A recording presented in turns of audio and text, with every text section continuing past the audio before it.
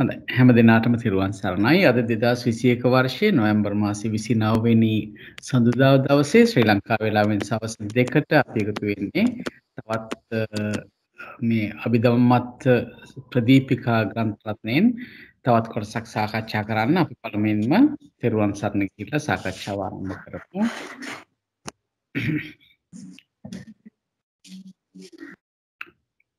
නමෝ තස්ස භගවතු අරහතෝ සම්මා සම්බුද්දස්ස නමෝ තස්ස භගවතු අරහතෝ සම්මා සම්බුද්දස්ස නමෝ තස්ස භගවතු අරහතෝ සම්මා සම්බුද්දස්ස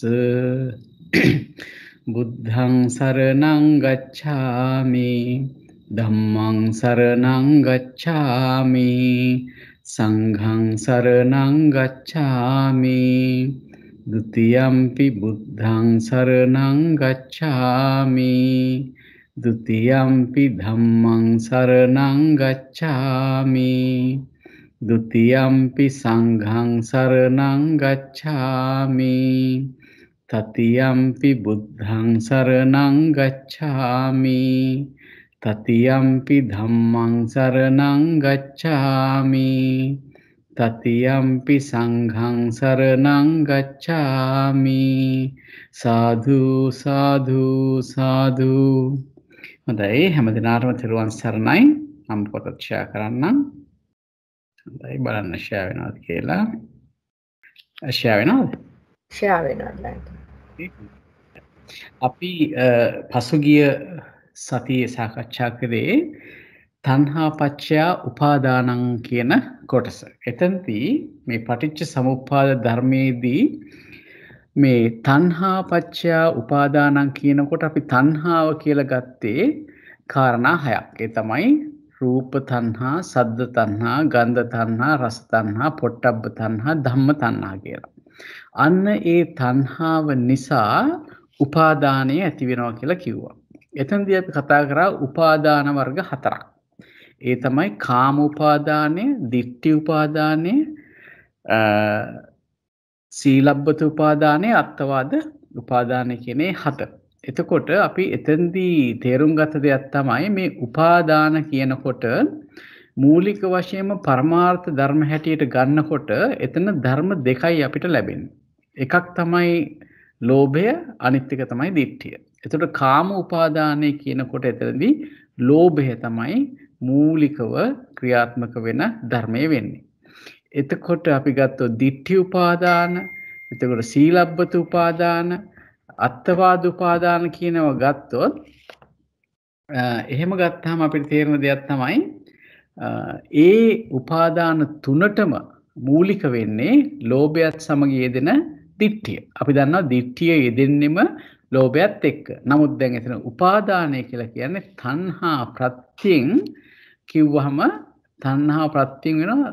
තණ්හාවම උපාදානයේ බවට පත් වෙනවා. කාම උපාදාන වෙනකොට ඊළඟට තණ්හාව මුල් වෙලා ditthිය නිසා ditthi විදිහට ditthi උපාදාන, සීලබ්බත උපාදාන, අත්වාද උපාදාන කියන එක ඇති වෙනවා. ඒ කියන්නේ ditthිය යම් කිසි කලක නැති වුණොත් ඒ උපාදාන තුනම මොනවද? ditthi උපාදාන, සීලබ්බත උපාදාන, අත්වාද උපාදාන කියන තුනම දුරු වෙනවා. එතකොට අපි දන්නවා ditthිය කියන එක දුරු වෙන්නේ සෝවාන් මාර්ග සිතින්. සෝවාන් මාර්ග සිතින් තමයි ditthිය කියන ඒ අකුසල ධර්මය දුරු වෙන්නේ. එහෙමනම් සෝවාන් ආර්ය පුද්ගලයා ගත්තොත් එහෙම මේ ඵලයට පැමිණි පුද්ගලයා ගත්තොත් එහෙම එතකොට උපාදාන තුනකින්ම මිදිලා. ඒතර කාම උපාදානයේ පමණයි පවතින්නේ. ඉතින් අපිට අපේ කල්යාණ මිත්‍රයන් ඊයේ දවසේ සාකච්ඡාවකට සම්බන්ධ වුණා නම් අපි එතෙන්දී වැඩිපුරම ওই කාම උපාදානය ගැන සාකච්ඡා කරා. ඒක රෙකෝඩින් එක આવොත් මම ඔබ සැමට ලබා දෙන්න උත්සාහ කරනවා. එතනදී තවදුරටත් ඒක කාම උපාදානය කියන එක කොයි අවස්ථාවේදීද දුරු වෙන්නේ කියන එක තේරුම් ගන්න පුළුවන්. අපි පසුගිය සතියේදී කල්පනා කරා කතා කරා රෙකෝඩින් එක මල්ලි YouTube එකට දාලා තිබුණා. මම අද අහුවා. අයිපදා හොඳයි. ඒක අපි දාමු ලින්ක් එක දාමු හැමෝටම අහන්න. එතකොට එතනදී තේරුම් ගත්ත හැකි කාම උපාදානය කියන එක කොයි විදිහටද දුරු වෙන්නේ කියන එක අපිට තේරුම් ගන්න පුළුවන්. ඒක ටිකක් ගැඹුරින් හිතලා කල්පනා කරලා බලන්න ඕනේ. ඉතින් ඒ කොහොම වුණත් අපි පසුගිය සතියේ කතා කරා තණ්හා පච්චය උපාදානං කියනකොට තණ්හා පච්චය උපාදානං කියන කාම උපාදානයේ අපි තණ්හාව උපනිශ්‍රේ කරගෙන ඇති වෙනවායි කියලා කිව්වා. ditthi උපාදානය වෙනකොට ditthියට ලෝභය කියන එක සහජාත ප්‍රත්‍ය ආදී ප්‍රත්‍ය හතකින් හත් අයරකින්ොත් ඒ වගේම උපනිශ්‍රේ ප්‍රත්‍යනොත් ප්‍රත්‍ය වෙනවා කියලා අපි සඳහන් කරා. ඒ වගේම තමයි දැන් අපි මෙතනදී හුඟක් අයට සමහරලාට අලුත් දෙයක් වෙන්න පුළුවන්. සමහර වෙලාවට අහපු අයත් ඇති මේ සම්බන්ධයෙන් සූවිසි ප්‍රත්‍ය බුදුරජාණන් වහන්සේ දේශනා කරපු ඊටාම ගාම්භීර ප ဋ ාණ දේශනාවට අයිති සූවිසි ප්‍රත්‍ය ගෞරවනීය ස්වාමින් වහන්සේ කෙනෙක් විසින් මේ බ්‍රහස්පතින්දා දවසේ මේ සතියේ ඉඳලා බ්‍රහස්පතින්දා දවසේ ඒ දේශනා කරනවා. ඉතින් අපේ පන්තිය තියෙන නිසා බ්‍රහස්පතින්දා දවස්වල ඒකේ ස්වාමින් වහන්සේගේ රෙකෝඩින් අහන්න. එතකොට අපි යම් කිසි නොදුරු අනාගතයේදී සූවිසි ප්‍රත්‍ය මේ පොත ඇසුරින් කරනකොට හොඳට අවබෝධ වෙන්න ඒ දේශනාවට සමන් දීමත් උපකාර වෙයි. ඒක අපි විස්තර පසුව දන්වන්නම්. හොඳයි. එතකොට අපිට අද දවසේ සාකච්ඡා කරන්න තියෙන්නේ උපාදාන පච්චා භවෝ කියන එක. එතකොට දැන් මෙතනදී සඳහන් කරන දෙයක් තමයි බලවත් ලෝභ ditthi සංඛ්‍යාත වූ උපාදානයි. දැන් අපිට පේනවා හොද්දටම මේ ලෝභයයි ditthියයි කියන එක තමයි මේ උපාදානයට මුල් වෙන්නේ. ඒ උපාදාන හතරම ගත්තාම. එහෙම උපාදානය ඇති වුණකොට ඒ උපාදානයේ හේතු කොටගෙන භවය ඇති වෙනවා කියලා කියනවා. උපාදානය නැති කල්ලි භවය ඇති නොවේ. එහෙමනම් උපාදානය කියන එක තියෙන්න ඕනේ භවයක් ඇති වෙන්න. උපාදානය නැත්තම් භවයක් ඇති වෙන්නේ නැහැ. අපි බලමු මොනවද මේ භවය කියලා කියන්නේ කියලා. අර්ථ වශයෙන් ගත්තාම භවති කියලා කියන්නේ වෙනවා කියන එක, සිදු වෙනවා කියන එක තමයි භවති කියලා කියන්නේ. හරි? එතකොට අපි ගත්තොත් එහෙම අර්ථ වශයෙන් ගත්තාම යම්කිසි ධර්ම ස්වභාවයක් වේද. එහෙයින් මේ ධර්ම ස්වභාවයට භවයයි කියන ලැබෙ. කියන්නේ යම්කිසි දෙයක් වෙනවා නම් ඒක භව කියලා කියනවා. එතකොට මේ පටිච්ච සමුප්පාද දේශනාවේදී අභිධර්ම පිටකයේදී විශේෂයෙන්ම දේශනා කරනවා මේ භවය කියන එක කර්ම භවය සහ උපපත්ති භවය හැටියට කොටස් දෙකකට බෙදනවා. අපිට මේවා ඇත්තටම ඉගෙන ගන්න කොට සූත්‍ර පිටකයේදී ඇතැම් සූත්‍ර හොඳින් තේරුම් ගන්න පුළුවන් වෙනවා. එහෙම නැත්නම් මේ බෙදීම දන්නේ නැත්නම් කර්ම භවය සහ උපපත්ති භවය කියන බෙදීම නොදන්නවා නම් අපිට ඇතැම් කරුණු තේරුම් ගන්න අපහසු වෙනවා. අපි ඒක සූත්‍ර දේශනාවක් ඇසුරින්ම පසු ඒක තෝරා බේරා ගමු. දැනට හිතන්න භවය කියන එක කොටස් දෙකකට අපිට ලැබෙනවා. ඒ තමයි කර්ම භවය එකක්, ඊළඟට දෙවෙනි එක තමයි උපපත්ති භවය. දැන් මෙතන කර්මය භවයේ වෙනුයි කර්ම භවය. කර්මය වේ කියන එක අර්ථයෙන් තමයි කර්ම භව කියලා හැදිලා තියෙන්නේ. හරි? කර්මයම භවයේ වෙන හින්දා කර්ම භව කියලා කියනවා. කර්මයේ හේතු කොට පවතින විපාක ස්කන්ධ කටත්තාරූප. කටත්තාරූප කියලා කියන්නේ කර්මජ රූප. භවයේ වෙනුයි උපපත්ති භව නම් වේ. දැන් අපිට තාම මේක තේරෙන්නේ නැහැ මොකද්ද මේ කියන්නේ කියලා. මේකෙදි හිතා ගන්න ඕනේ මෙහෙම. දැන් කර්මය කරන අවස්ථාව ගත්තාම එතනදී කර්ම භවයක් සිද්ධ වෙනවා. හරි? එතකොට ඒ කර්මයේ විපාක දෙන අවස්ථාවට ආපුවා විපාක ස්කන්ධ කියලා කියන්නේ විපාක ස්කන්ධ කියලා කියන්නේ විපාක වේදනා, විපාක සංඥා, විපාක සංඛාර, විපාක විඥාන.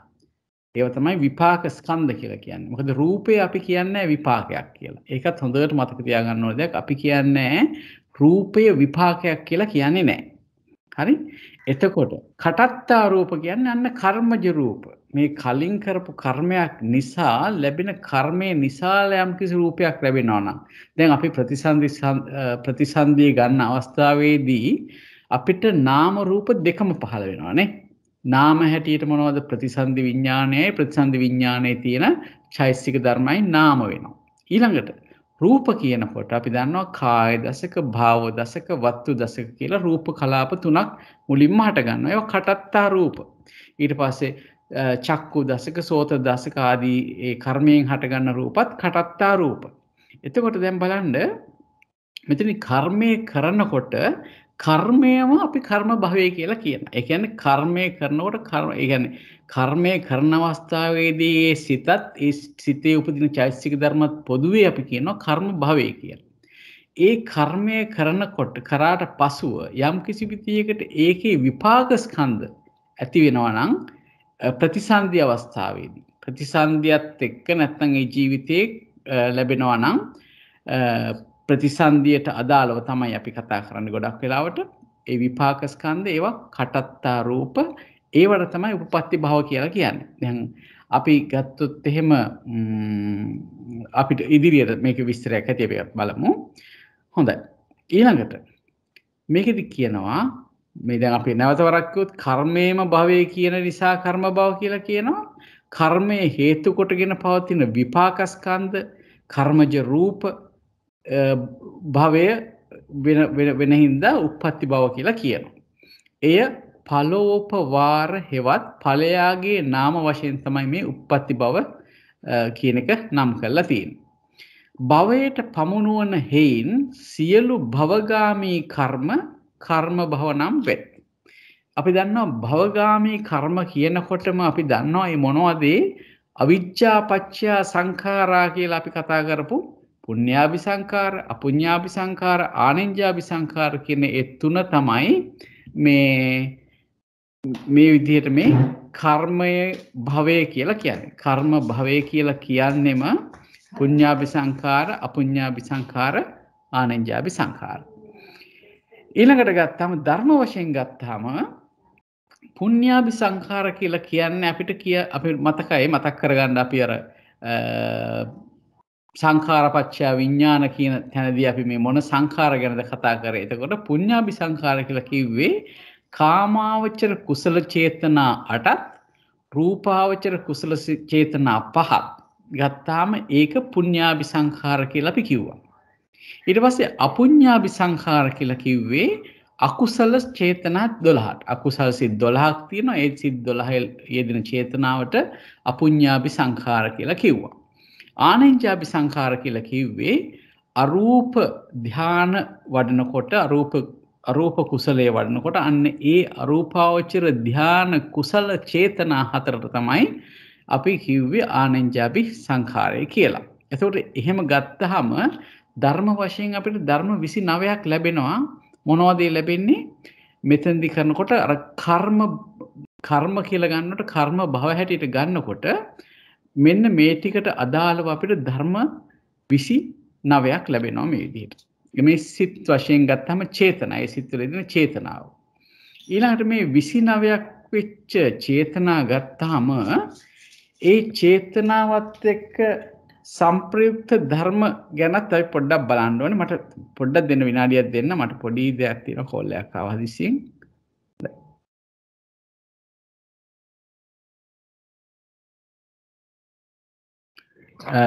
තෙරුවන් සරණයි ශ්‍රීමති මහත්මිය, පොඩ්ඩක් පසුගිය සතියේ කොටස පොඩ්ඩක් මතක් කරලා දෙන්න. මට විනාඩි 5ක් විතර අවශ්‍ය වෙලා තියෙනවා. තෙරුවන් සරණයි.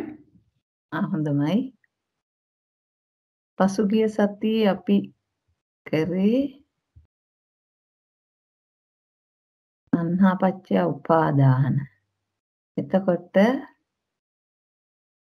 ඉන්න පොඩ්ඩක් ඉන්න. එතන අපි උපාදාන 4ක් වශයෙන් කරා. තණ්හාපච්චය උපාදාන කියන ශ්‍රීමති මහත්මිය වේදනාපච්චය තණ්හා කියන තැන ඉඳන් නේද අපි පටන් ගත්තේ. පොඩ්ඩක් බලන්න. විනිත මහත්මිය අපි දැන් තමත් එනකම් විනාඩි 5ක් වගේ නිසා මේ පොඩ්ඩක් කරමුද උපාදාන තණ්හාපච්චය උපාදාන. හරි කමන්නේ. කමන්නේ. අනේ සමා වෙන්න. තණ්හාපච්චය උපාදාන කියනකොට අපි කිව්වා තණ්හාව ඇති කල්හිම උපාදාන ඇති වෙනවා. තණ්හාව නැත්නම් උපාදාන ඇති වෙන්නේ නැහැ කියලා. ඒතර උපාදාන කියන එක අපි අර්ථ දැක්කුවා අරමුණ දැඩි ලෙස අල්ලා ගැනීම උපාදාන.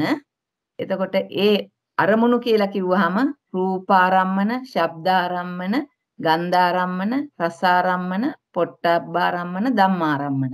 මේ ආරම්මන මේ හයාකාර ආරම්මන තදින් අල්ලා ගැනීම තමයි උපාදාන කියලා අපි කිව්වේ. එතකොට උපාදාන වර්ග 4ක් තියෙනවා කිව්වා. කාම උපාදාන, දිට්ඨි තමයි. දිට්ඨි උපාදාන, සීලබ්බත උපාදාන, අත්තවාද උපාදාන කියලා. එතකොට කාම උපාදානයේ වශයෙන් පැහැදිලි කරා යම්කිසි ධර්මයක්, යම්කිසි දෙයක්, යම්කිසි වස්තුවක් තමන්ගේ දේපල හරි, දරුවෝ හරි, යාන වාහන ඒ වගේ දෙයක් තණ්හාවෙන් දැඩි කොට ගන්නවා නම් ඒක කාම උපාදාන කිව්වා. එතකොට ඒ ධර්මය කාමය වෙනවා, කාම උපාදානයක් වෙනවා කියලා කිව්වා. ඒ පංචවිධ කාම ගුණවල කාමච්ඡන්දයක් වෙනවා නම්, ඒ කාමයේ පිළිබඳ රාගයක් ඇති වෙනවා නම් ඒ කාම උපාදානයි කියලා කිව්වා. ඊළඟට එතකොට එතන කාම උපාදානය කියලා කිව්වහම පරමාර්ථ වශයෙන් ලෝභ චෛතසිකය. ඊළඟට ditthi උපාදාන කියලා කිව්වහම මිත්‍යා දෘෂ්ටි ඇතිව දැඩි කොට අල්වා ගැනීම තමයි ditthi උපාදානය කිව්වේ. එතකොට ඒකට අපි දසවස්තුක මිත්‍යා දෘෂ්ටිය පැහැදිලි කරා මහත්තයා. අර දාණය දීමේ ඵලයක් නැත, නත්ති දින්නම් නත්ති ඉත්තං. ශ්‍රීමති මහත්මිය අවසරයි. ශ්‍රීමති මහත්මිය දැන් අපි හිතමු දැන් ඕනම අම්මා කෙනෙක් කියමුකෝ, අම්මා කෙනෙක් ළමයින්ට ආදරෙන්නේ. අර එතකොට ඒක උපාදානයක් කියලා අපි මෙෂර් කරගන්නේ මොන මේ මිනුමෙන්ද? ඒ කියන්නේ දැඩි කොට අල්ලා ගැනීම කියන එක. ඔව් ඇත්තටම අරමුණ දැඩිව අල්ලා ගත්තා නම් ඒක උපාදාන වෙනවා. එතකොට දැඩිව අල්ලා ගැනීම උපාදානයක්. ඒ කියන්නේ අපි දන්නවා පරමාර්ථ වශයෙන්. ඉතින් ඒක අම්මා කෙනෙකුට නම් කරනවා අඩුයි. අපි දන්නවා මේ නාම රූප දෙකක්, ස්කන්ධ පහක්, ආයතන 12ක්, ධාතු 18ක් කියලා අපි දන්නවා පරමාර්ථ වශයෙන් බැලුවොත්. අනිත්‍ය දුක්ඛ අනාත්ම කියන ත්‍රිලක්ෂණයට යටත් කියලා දන්නවා. අනිත් එක අපි දන්නවා කම්මචිත්ත ඍතු ආහාර මේ වගේ ප්‍රත්‍යයෙන් ඇති වෙලා තියෙන ස්කන්ධ ටිකක් කියලා දන්නවා. ඉතින් එහෙම දැනගෙන අපි ඒ පරිහරණය කරනවා නම්, එතකොට එහෙමයි කියලා කරනවා නම්, හැබැයි මම දන්න අම්මලා ඉන්නවා ඒ වගේ මනස හදාගත්තු. ඉතින් ඒ විදිහට සලකලා අපි අම්මා කෙනෙක් විදිහට අපෙන් කෙරෙන යුතුයකම කවදාවත් අනිත් කෙනෙක්ගෙන් කෙරෙන්නේ නැහැ. අම්මා කරන්න ඕන වැඩ කොටස වෙන කෙනෙක් කරන්නේ නැහැ. ඒක නිසා අපි කැපවීමෙන් ඒගොල්ලන්ගේ යහපත වෙනුවෙන් ඉදිරියට මේ මං හිතන විදිහ ඉදිරියට ඒගොල්ලන්ව ඉදිරිපත් කරලා අපේ තියෙන ශක්තියෙන් වියදම් කරලා ඒගොල්ලන්ට ඉදිරියට යවන්න ඕන. ඒක එහෙම තමයි. එහෙම කරාට අනිත් පැත්තෙනුත් අපි මං හිතන්නේ ඔක 50ට 50 අනිත් පැත්තෙනුත් අපි හිතා ගන්න ඕනේ මේ විදිහ තත්ත්වයක් කියලා. මොකද මගේ යාළුවෙක් ඔය භාවනා හැම කරන යාළුවෙක්ගේ දුව ඩෙන්ගු හැදිලා අවුරුදු 25ක විතර දරුවෙක් ICU එකට දාන්න ගියා. එයා එච්චරටම අමාරු වෙලා මේ ලේ හරියන්නෙම නැතුව. ඉතින් මෙයා කම්පා වුණේ නැහැ. මෙයා හිතුවා ඉතින් ඒක ඉතින් හේතුඵල ධර්මයක් නේ, කරන්න තියෙන දේ කරන්න ඕනනේ කියලා. මට ඒ ළමයා ගැන තිබුණු කම්පාව එයාට ඇති වුණේ නැහැ. ඉතින් එයා ඒ විදිහට එයා ඇත්තටම ඒ වගේ උදාහරණ තියෙනවා. නමුත් අපි ධර්මයේ යන අය විදිහට ඒ වගේ අවස්ථාවල කම්පා නොවි ඉන්න පුළුවන් නම් අපේ හිත හුඟක් ශක්තිමත් කියලා මට හිතෙන්නේ. විනිත මහත්මිය මොකද ඒ ගැන කියන්නේ? ඔබතුමියත් බොහොම ධර්මයේ ගැන දන්න කෙනෙක්නේ. ඇත්ත වශයෙන්ම මේක එසේම තමයි. දැන් මව්පිය අම්මගේ දරුවන්ගේ බැඳීම කියන එක මේ ලෝකතලයේ අනාදිමත් කාලෙක නම් පවතින දෙයක් නේ. බුදුරජාණන් වහන්සේත් ඒ දේශනා කළා තියෙනවනේ. එතෙන් ධර්ම මාර්ගයේ යන කෙනෙකුට තමයි පුළුවන් වෙන්නේ අත් වශයෙන් මෙහෙම හිත හදා ගන්න. මොකද මේක මේ පංචස්කන්ධය උපාදාන කරගෙන අපි අපේ පංචස්කන්ධය උපාදාන කරගන්නවා වගේ අපි ඊළඟට දරුවන්ගේ, ඉතින් ස්වාමියාගේ, අනිත්වට අයගේ, නෑදෑයන්ගේ ඔක්කොම උපාදාන කරගෙන ඉන්න ඉඳන්නේ අපි මේ සසරේ තව තවත් යන්නේ. ඉතින් තමන්ගේ ඔබතුමිය කිව්වා වගේ කළ යුතුයකම් ඉෂ්ට කළා ඒ හැකිපමණින් කළා එක එක්කෙනාගේ කර්ම විපාක එක එක විදිහට විපාක දෙනවනේ. ඉතින් අර ඩෙන්ගු හැදිච්ච දරුවා වුණත් එයාට ඒ විපාකයක් විඳින්න වෙච්ච වෙලාවක්. ඉතින් එයාගේ ඒ කර්මය අනුව එයාට එකකින් ගැලවීමක් හරි නොගැලවීමක් හරි ලැබෙන්නේ.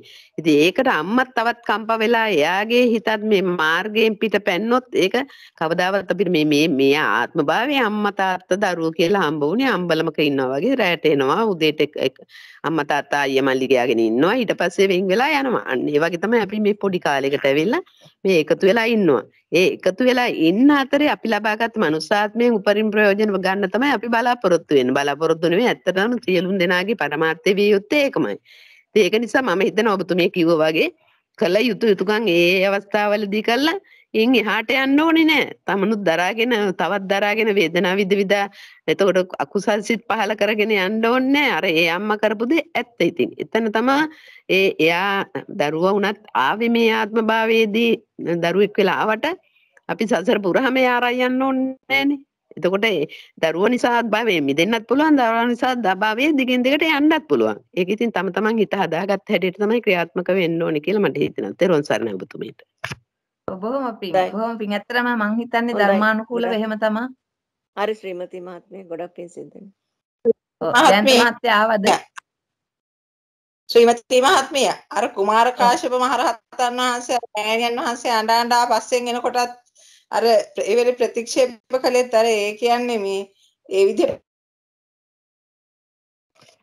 ඔව් අම්මා උපාදාන කරගෙන හිටපු නිසා මෙයා මහාන වෙලත් මා කෙරේ ස්නේහෙන් ඉන්නවා මහානදම් පුරන්නේ නැතුව මේක මෙයාගේ පාඩු මෙයාගේ ජීවිතේට පාඩුවක් මෙයා දැන් ওই විදිහට මැරිලා ගියොත් ප්‍රේතෙක් වෙලා එහෙමනේ උපදින්නේ ලෝභයෙන් මැරිලා ගියොත් ඉතින් ඒ වගේ මහා අනුකම්පාවෙන් තමයි කිව්වේ ඔබට මහාන වෙලාවත් බැරිද ධර්මයේ හැසිරෙන්න තවත් පුතා කියලා පස්සෙන් එන්නේ කියලා සැරුණා. ඒ වෙලාවෙම එතුමිය තේරුම් ගත්තා මේ අනේ මම මෙච්චර මෙහෙම ගියාට මේ කියලා එයා කොහොම හරි යම් කිසි ක්‍රමයකින් තේරුම් ගත්තා මේ බැඳීම හොඳ නෑ කියලා. එදාම එතුමිය සෞකලස් නසා රහත් වුණා කියලා කියනවා සුප්පවාසා මහා මෙහෙණින් වහන්සේ. මං හිතන්නේ ඔබ දන්නවා ඇති ඒ කතාව. ඒ වගේ ඒ උපාදාන කියන අපි ධර්මයේ යන අය ඒක බැලන්ස් තියාගන්න ඕන කියන අදහස තමයි මට තියෙන්නේ. ඔව් බොහොම පිං. එහෙමනම් අපි ඊතුරු උපාදාන ටිකත් බලමුද? අපි කිව්වා කාම උපාදානය ගැන කිව්වා ඊළඟට ditthi උපාදානය කියලා කියනකොට දසවස්තුක මිත්‍යා දෘෂ්ටිය තමයි ඉදිරිපත් වෙන්නේ කියලා කිව්වා ඒ ditthියට එතකොට එතනත් උපාදාන වීමක් වෙනවා ditthිය නිසා ඊළඟට කිව්වේ සීල වෘත ගැන ඒක හුඟක් අය දන්න බුදුරජාණන් වහන්සේ මේ මහබෝසතාණන් වහන්සේගේ කාලෙදිත් සත් ශාස්ත්‍රවරු හිටියා එක එක්කෙනා අර අජ වෘත, ගෝ වෘත, සුනක වෘත කියලා මේ ඒ බල්ලෙක් වගේ මේ වටේ කැරකිලා කෑම වටේ කැරකිලා මේ බිම දන ගහගෙන කන ඒ වගේ කරා මේ කෙලස් තවන්න. මේවා මෙහෙමවත් හිටියොත් මේ වගේ හිටියොත් අපිට කෙලස් නැති වෙනවා අපි මොක්ෂයට යනවා කියලා. ඉතින් ඒ වගේ ඒවත් උපාදාන විදිහට ඒකත් මිත්‍යා දෘෂ්ටියක් විදිහට ගත්තේ පරමාර්ථ වශයෙන් ditthi චෛතසිකය. ඊළඟ හතරවෙනි එක අත්වාද උපාදානය. ඒකත් යම් කිසි ධර්මයක් නිසා ඒක සත්‍යය කියලා ඒකම උපාදාන කරගෙන ආත්මයක් තියනවා කියලා ආත්මවාදයේ උපාදාන කරගෙන සිටීම අත්වාද උපාදානය. මේකත් යන්නේ ditthi චෛතසිකයට. එතකොට දැන් මේ ලෝභයත් කාම උපාදාන වශයෙන් තියෙන ලෝභයත් මේ ditthi තුනත් මේවා ඔක්කොම තියෙන්නේ අර ලෝභ මූල සිත්තටේ ditthi සංප්‍රයුක්ත සිත්තල තමයි. එතකොට ditthi විප්‍රයුක්ත සිත්තල තියෙන්නේ කාම උපාදානය. ditthi සංප්‍රයුක්ත ඒවා කාම උපාදානයයි ditthi උපාදානයයි දෙකම සංප්‍රයුක්ත වෙලා තියෙනවා. එතකොට ඒ ටික තමයි මහත්යා පැහැදිලි කරේ උපාදාන වලට ඊළඟට තව කිව්වේ ඒ ටික තමයි උපාදාන වශයෙන් කිව්වේ. දැන් මහත්යා දැන් කිය හිටියේ කර්ම භවයයි උපපත්ති භවයයි ගැන. ඒක අපි එතුමාගෙන් අහගමු. වෙන මොනවා හරි තියෙනවා නම් උපාදාන වගේ ඒවා ගැන අපිට පුළුවන් සාකච්ඡා කරන්න. එහෙම නැත්නම් අපි අර විනිත මහත්මිය කිව්වා වගේ මේ වේදනාපච්චය තණ්හා කියන තැනට යන්න පුළුවන්. ඒකත් බලමු මහත්ය එනකම් වේදනාපච්චය තණ්හා කියන එක.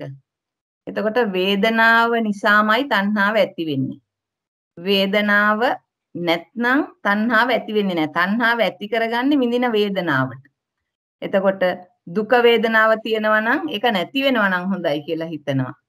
ඊළඟට සැප වේදනාව තියෙනවා නම් සැප වේදනාවෙම ඉන්න ඕන කියලා හිතෙනවා. ඒවැ අනිත්‍ය භාවය ගැන නැතුව ඒ බැඳිලා ඉන්නවා තණ්හාවට. එතකොට අදුක්ඛම අසුඛ වේදනාව තියෙනවා නම් ඒක තියෙන බව දන්නේ එක සැපයක්.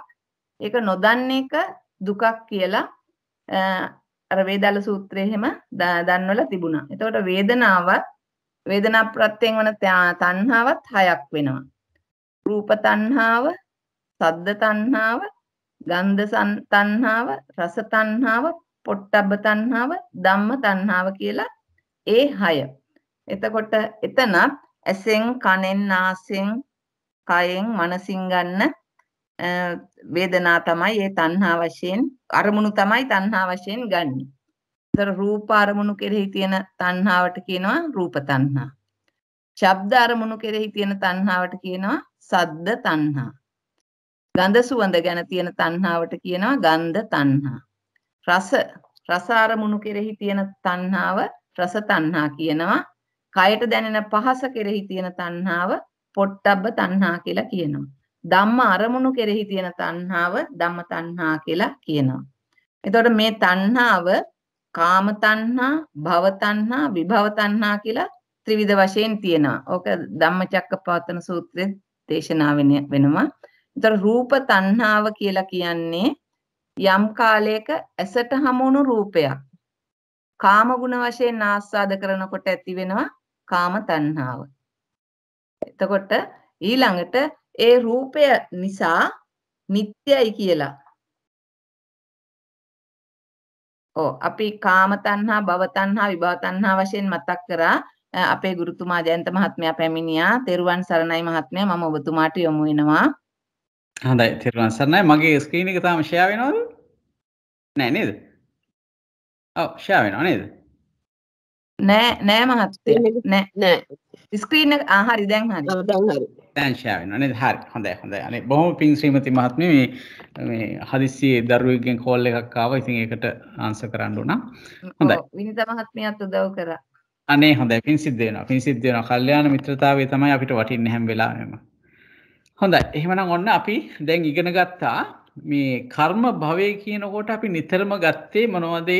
අර අපි සංඛාරපච්චය විඥානං කියන එකට ගත්ත නැත්නම් අවිජ්ජාපච්චය සංඛාරා කියනකට ගත්තනේ අපි සංඛාර කොටසක්. අන්න ඒ කොටසම තමයි මෙතන කර්ම භවයේ හැටියට ගත්තේ. පුඤ්ඤාභි සංඛාර, අපුඤ්ඤාභි සංඛාර, ආනෙන්ජාභි සංඛාර. එතකොට අපිට ආවා කුසල චේතනා, අකුසල චේතනා වශයෙන් සියල්ල එකතු කරාම 29ක් අපිට ඒ චේතනා ලැබුණා.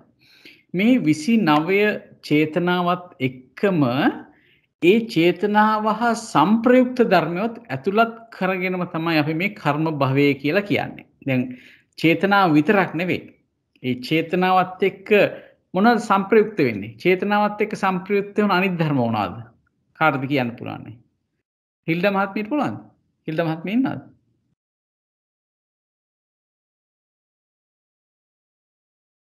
ඒ කියන්නේ හිතේ පහළ වෙන අනිත් හිතයි අනිත් චෛතසිකයි.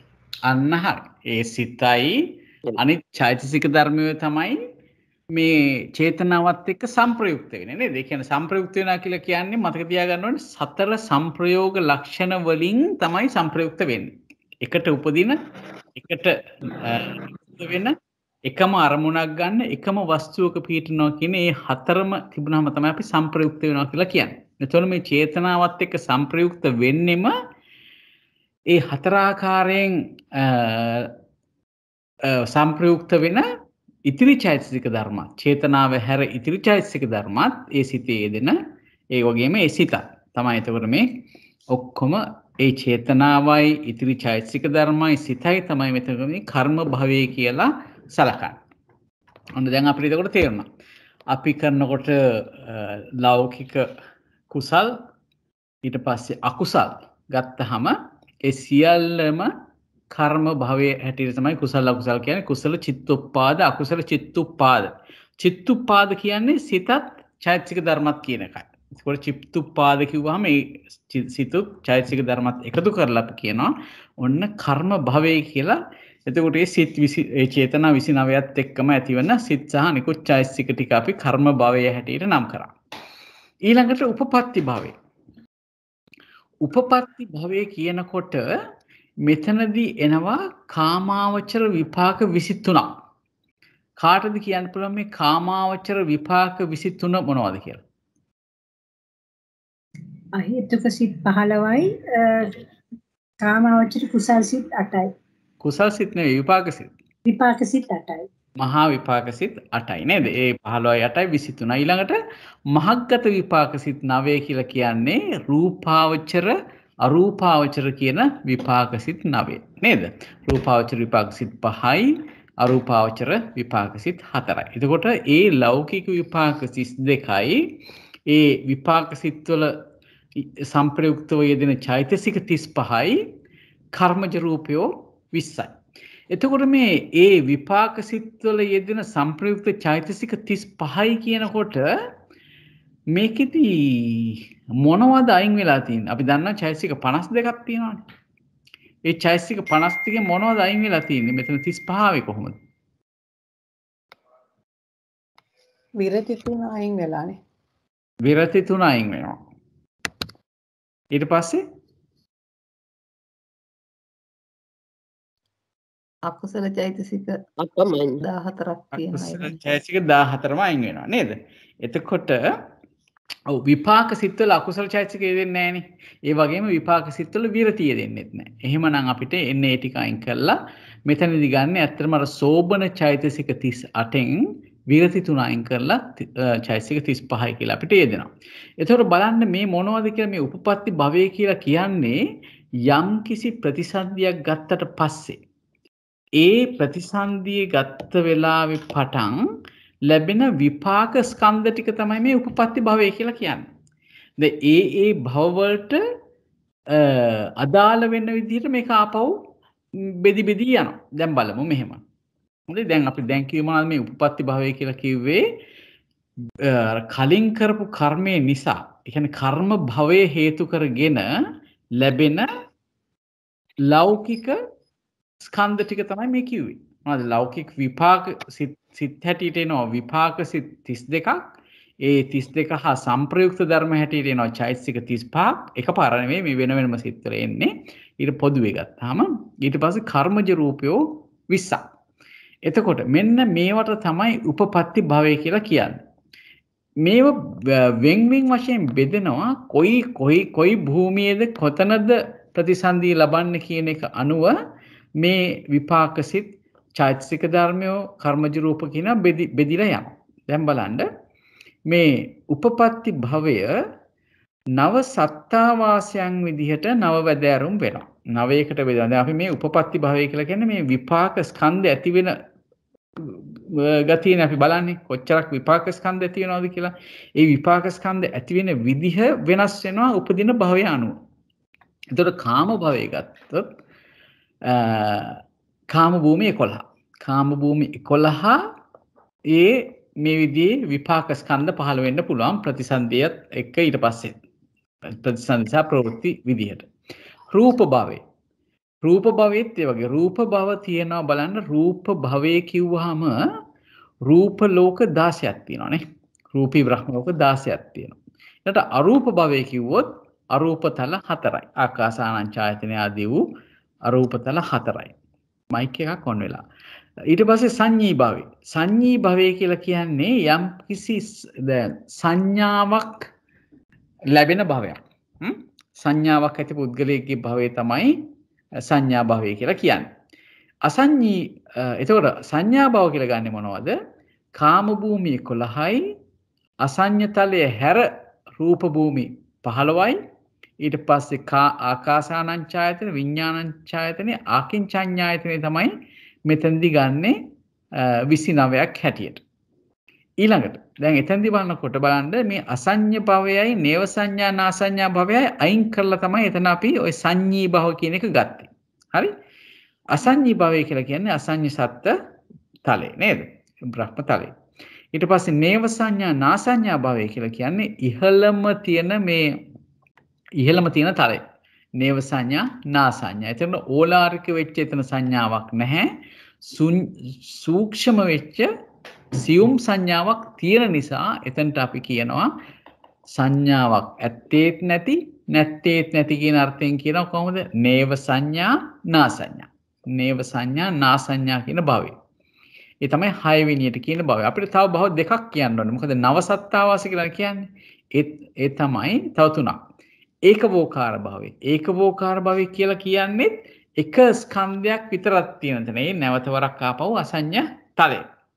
ඊට පස්සේ චතුවෝකාර භවය කියලා කියන්නේ අරූප භූමිය. එතන තියෙන්නේ නාම වෝකාර කියලා කියන්නේ ස්කන්ධ කියන එක. ඒතකොට චතුවෝකාර කියලා කියන්නේ ස්කන්ධ හතරයි. මොනවද එතන තියෙන ස්කන්ධ හතර? වේදනා ස්කන්ධය, සංඥා ස්කන්ධය, සංකාර ස්කන්ධය, විඥාන ස්කන්ධය. ඒ නාමස්කන්ධ හතර තියෙන හින්දා තමයි චතුවෝකාර භවය කියලා කිව්වේ. ඊට පස්සේ නවවෙනි එක තමයි පංචවෝකාර භවය. කියන්නේ ස්කන්ධ පහම තියෙනවා. මොනවද? රූපස්කන්ධය, වේදනාස්කන්ධය, සංඥාස්කන්ධය, සංකාරස්කන්ධය, විඥානස්කන්ධය. එතකොට මෙන්න මේ පංචවෝකාර භවයේ ගත්තාම මොනවද එතන එන්නේ? අසඤ්ඤතලයේ හැර රූපී බ්‍රහ්ම ලෝක 15ම පංචවෝකාරයි. ඊළඟ කාම භූමි 11ම පංචවෝකාරයි. නේද? ඒ කියන්නේ අපාය භූමි 4යි, මනුස්ස භූමියයි, ඊට පස්සේ දිව්‍ය ලෝක 6යි ගත්තාම මේ 11ම පංචවෝකාරයි. ඒ කියන්නේ ස්කන්ධ පහම තියෙන තැන්. ඒතකොට 26ක් අපිට භූමි ලැබෙනවා පංචවෝකාර භූමි හැටියට. එතකොට මෙන්න මේ ටික තමයි මේ උපාදාන ප්‍රත්‍යයෙන් වන්නායු භවය කියලා කියන්නේ. මෙන්න මේ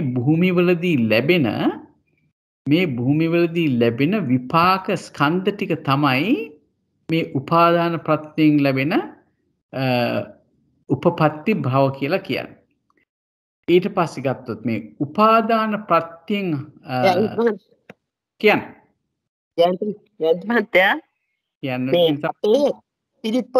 පිරිත් පොතේ ඔබතුමාට මතක ඇද්ද? අර සාමාන්‍ය ප්‍රශ්නේදී ඔකර ඒක නාමකින් කියන තැන ඒ කියන්නේ නව නාමකින් කියනකොට එතන නව සත්තාවාසක් කියලා කියන්නේ ওই ටිකට නේද?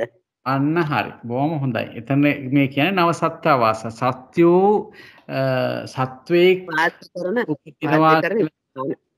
සත්‍යයකට ඉපදිලා පැවතිලා චුත වෙන තැන් නවය. හැබැයි මේ නවයේ ඇතුළෙත් අපිට පේනවා දැන් අසඤ්ඤී භවය කියන එකයි ඒකවෝකාර භවය කියන එක දෙකම එකයි. නමුත් මේ වෙන දේශනා විලාසය වෙනස් විදිහකට තමයි මේක කියලා තියෙන්නේ. ඒකින්ද මේ සමහර ඒවාගේ තියෙන සමාන අර්ථ, නමුත් වචන විදිහට ඒ නවේ වෙන වෙනම තමයි සඳහන් වෙන්නේ. බොහොම පිං ඒක මතක් කරාට.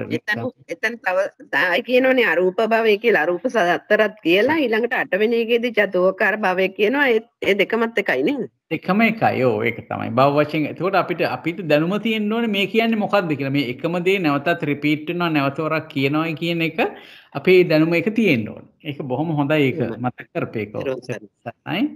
ඔව්. ඊළඟට මේ උපාදාන ප්‍රත්‍යයෙන් උපදින ප්‍රත්‍ය වෙලා හටගන්න භවය කියන එක ධර්ම කාය වශයෙන්, ධර්ම කාය කියන්නේ ධර්ම කොටස් හැටියට ගත්තොත් එහෙම කාම භවය ගත්තාම කාම භවයේ පංචවිධ වූ උපාදීන ස්කන්ධය.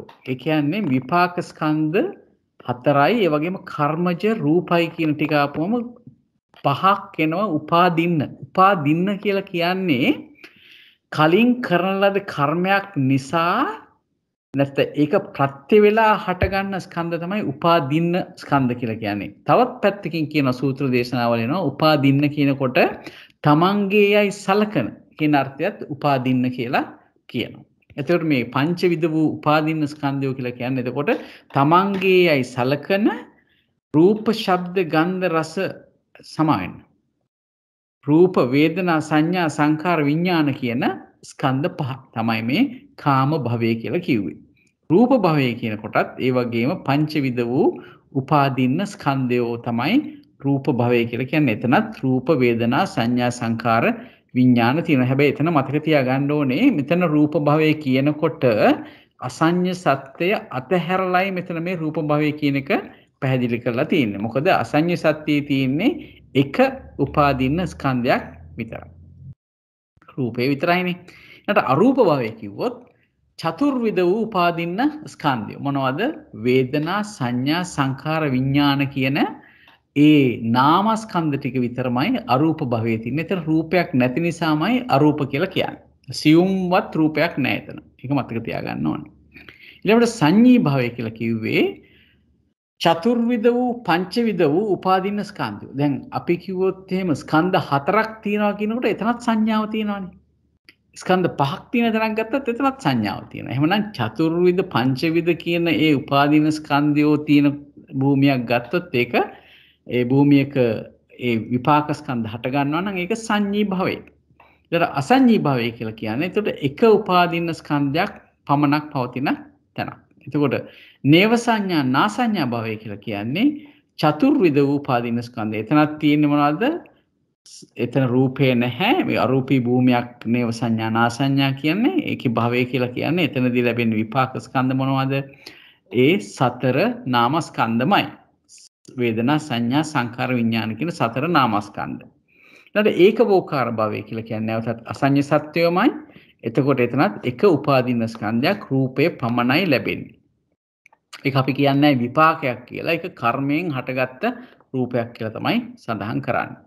මොකද රූප කියන ඒවා විපාක ගොඩට දාලා නැහැ. ඒක හොඳට මතක තියාගන්න. විපාකයේ කියන්නේ මේ නාම ධර්මයකින් මේ විපාකයක් හටගන්නේ. එතකොට මේ විපාකය නාම ධර්මයක් විය යුතුයි. එතකොටයි අපි විපාක කියන නම දෙන්නේ. මේ දෙකේ තියෙන්න ඕනේ එක සමාන ලක්ෂණ තියෙන්න ඕනේ. නාම කියන එකේ ලක්ෂණ තියෙන්න ඕනේ විපාකයට. එතකොට විපාකයක් විතරමයි කියන රූපයක් විපාකයක් වෙන්න බෑ. මොකද ඒ නාමයක් නිසා ඇතිවෙන විපාකයක් රූපයක් වෙන්න බෑ. එහෙම අර්ථ දැක්වීමක් නෑ. නමුත් අපි ඒකට කියනවා කර්මජ රූප විදිහට ඉපදෙනවයි කියලා. නමුත් කර්මජ රූප කිව්වට ඒක විපාක රූපයක් හැටියට කියන්නේ නෑ. ඒකත් මතක තියාගන්න. ඊළඟට චතුෝකාර භවය අපි කතා කරා. ඒ තමයි අරූපී භූමිවල උපදින මේ උපාදින ස්කන්ධය. ඊළඟ පංචවෝකාර භවය කියවම උපාදින ස්කන්ධය පහක් රූප, වේදනා, සංඥා, සංකාර, විඥාන කියන ස්කන්ධ පහම ඇති වෙන භවය. ඊළඟට උපාදාන ප්‍රත්‍යයෙන් වන්නා වූ කර්ම භවය පුඤ්ඤාභි සංඛාර ආදී වශයෙන් ත්‍රිවිධ සංඛාරයන් බව මෙතන කලින් පැහැදිලි කරලා කිව්වා. හරි? එතකොට ත්‍රිවිධ සංඛාරයන් කියේ පුඤ්ඤාභි සංඛාර, අපුඤ්ඤාභි සංඛාර, ආනඤ්ඤාභි සංඛාර.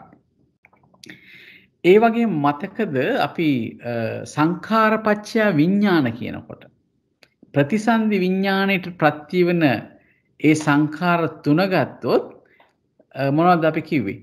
එතනදි කිව්වේ පුඤ්ඤාභි සංඛාර, අපුඤ්ඤාභි සංඛාර, ආනෙන්ජාභි සංඛාර. එතෙන් තව දුරටත් කිව්වා අපි කාය සංඛාර, වචී සංඛාර, චිත්ත සංඛාර කියලාත් කිව්වා නේද? දැන් මෙතනදී අපි දැනගන්න ඕනේ දැන් මෙතනදී දැන් භවය උපාදාන පත්‍ය භව කියනකොටත් අපි ගන්නේ කර්ම භවයේ හැටියට ගන්නේ අර කියපු පුඤ්ඤාභි සංඛාර, අපුඤ්ඤාභි සංඛාර, ආනෙන්ජාභි සංඛාර. හරි?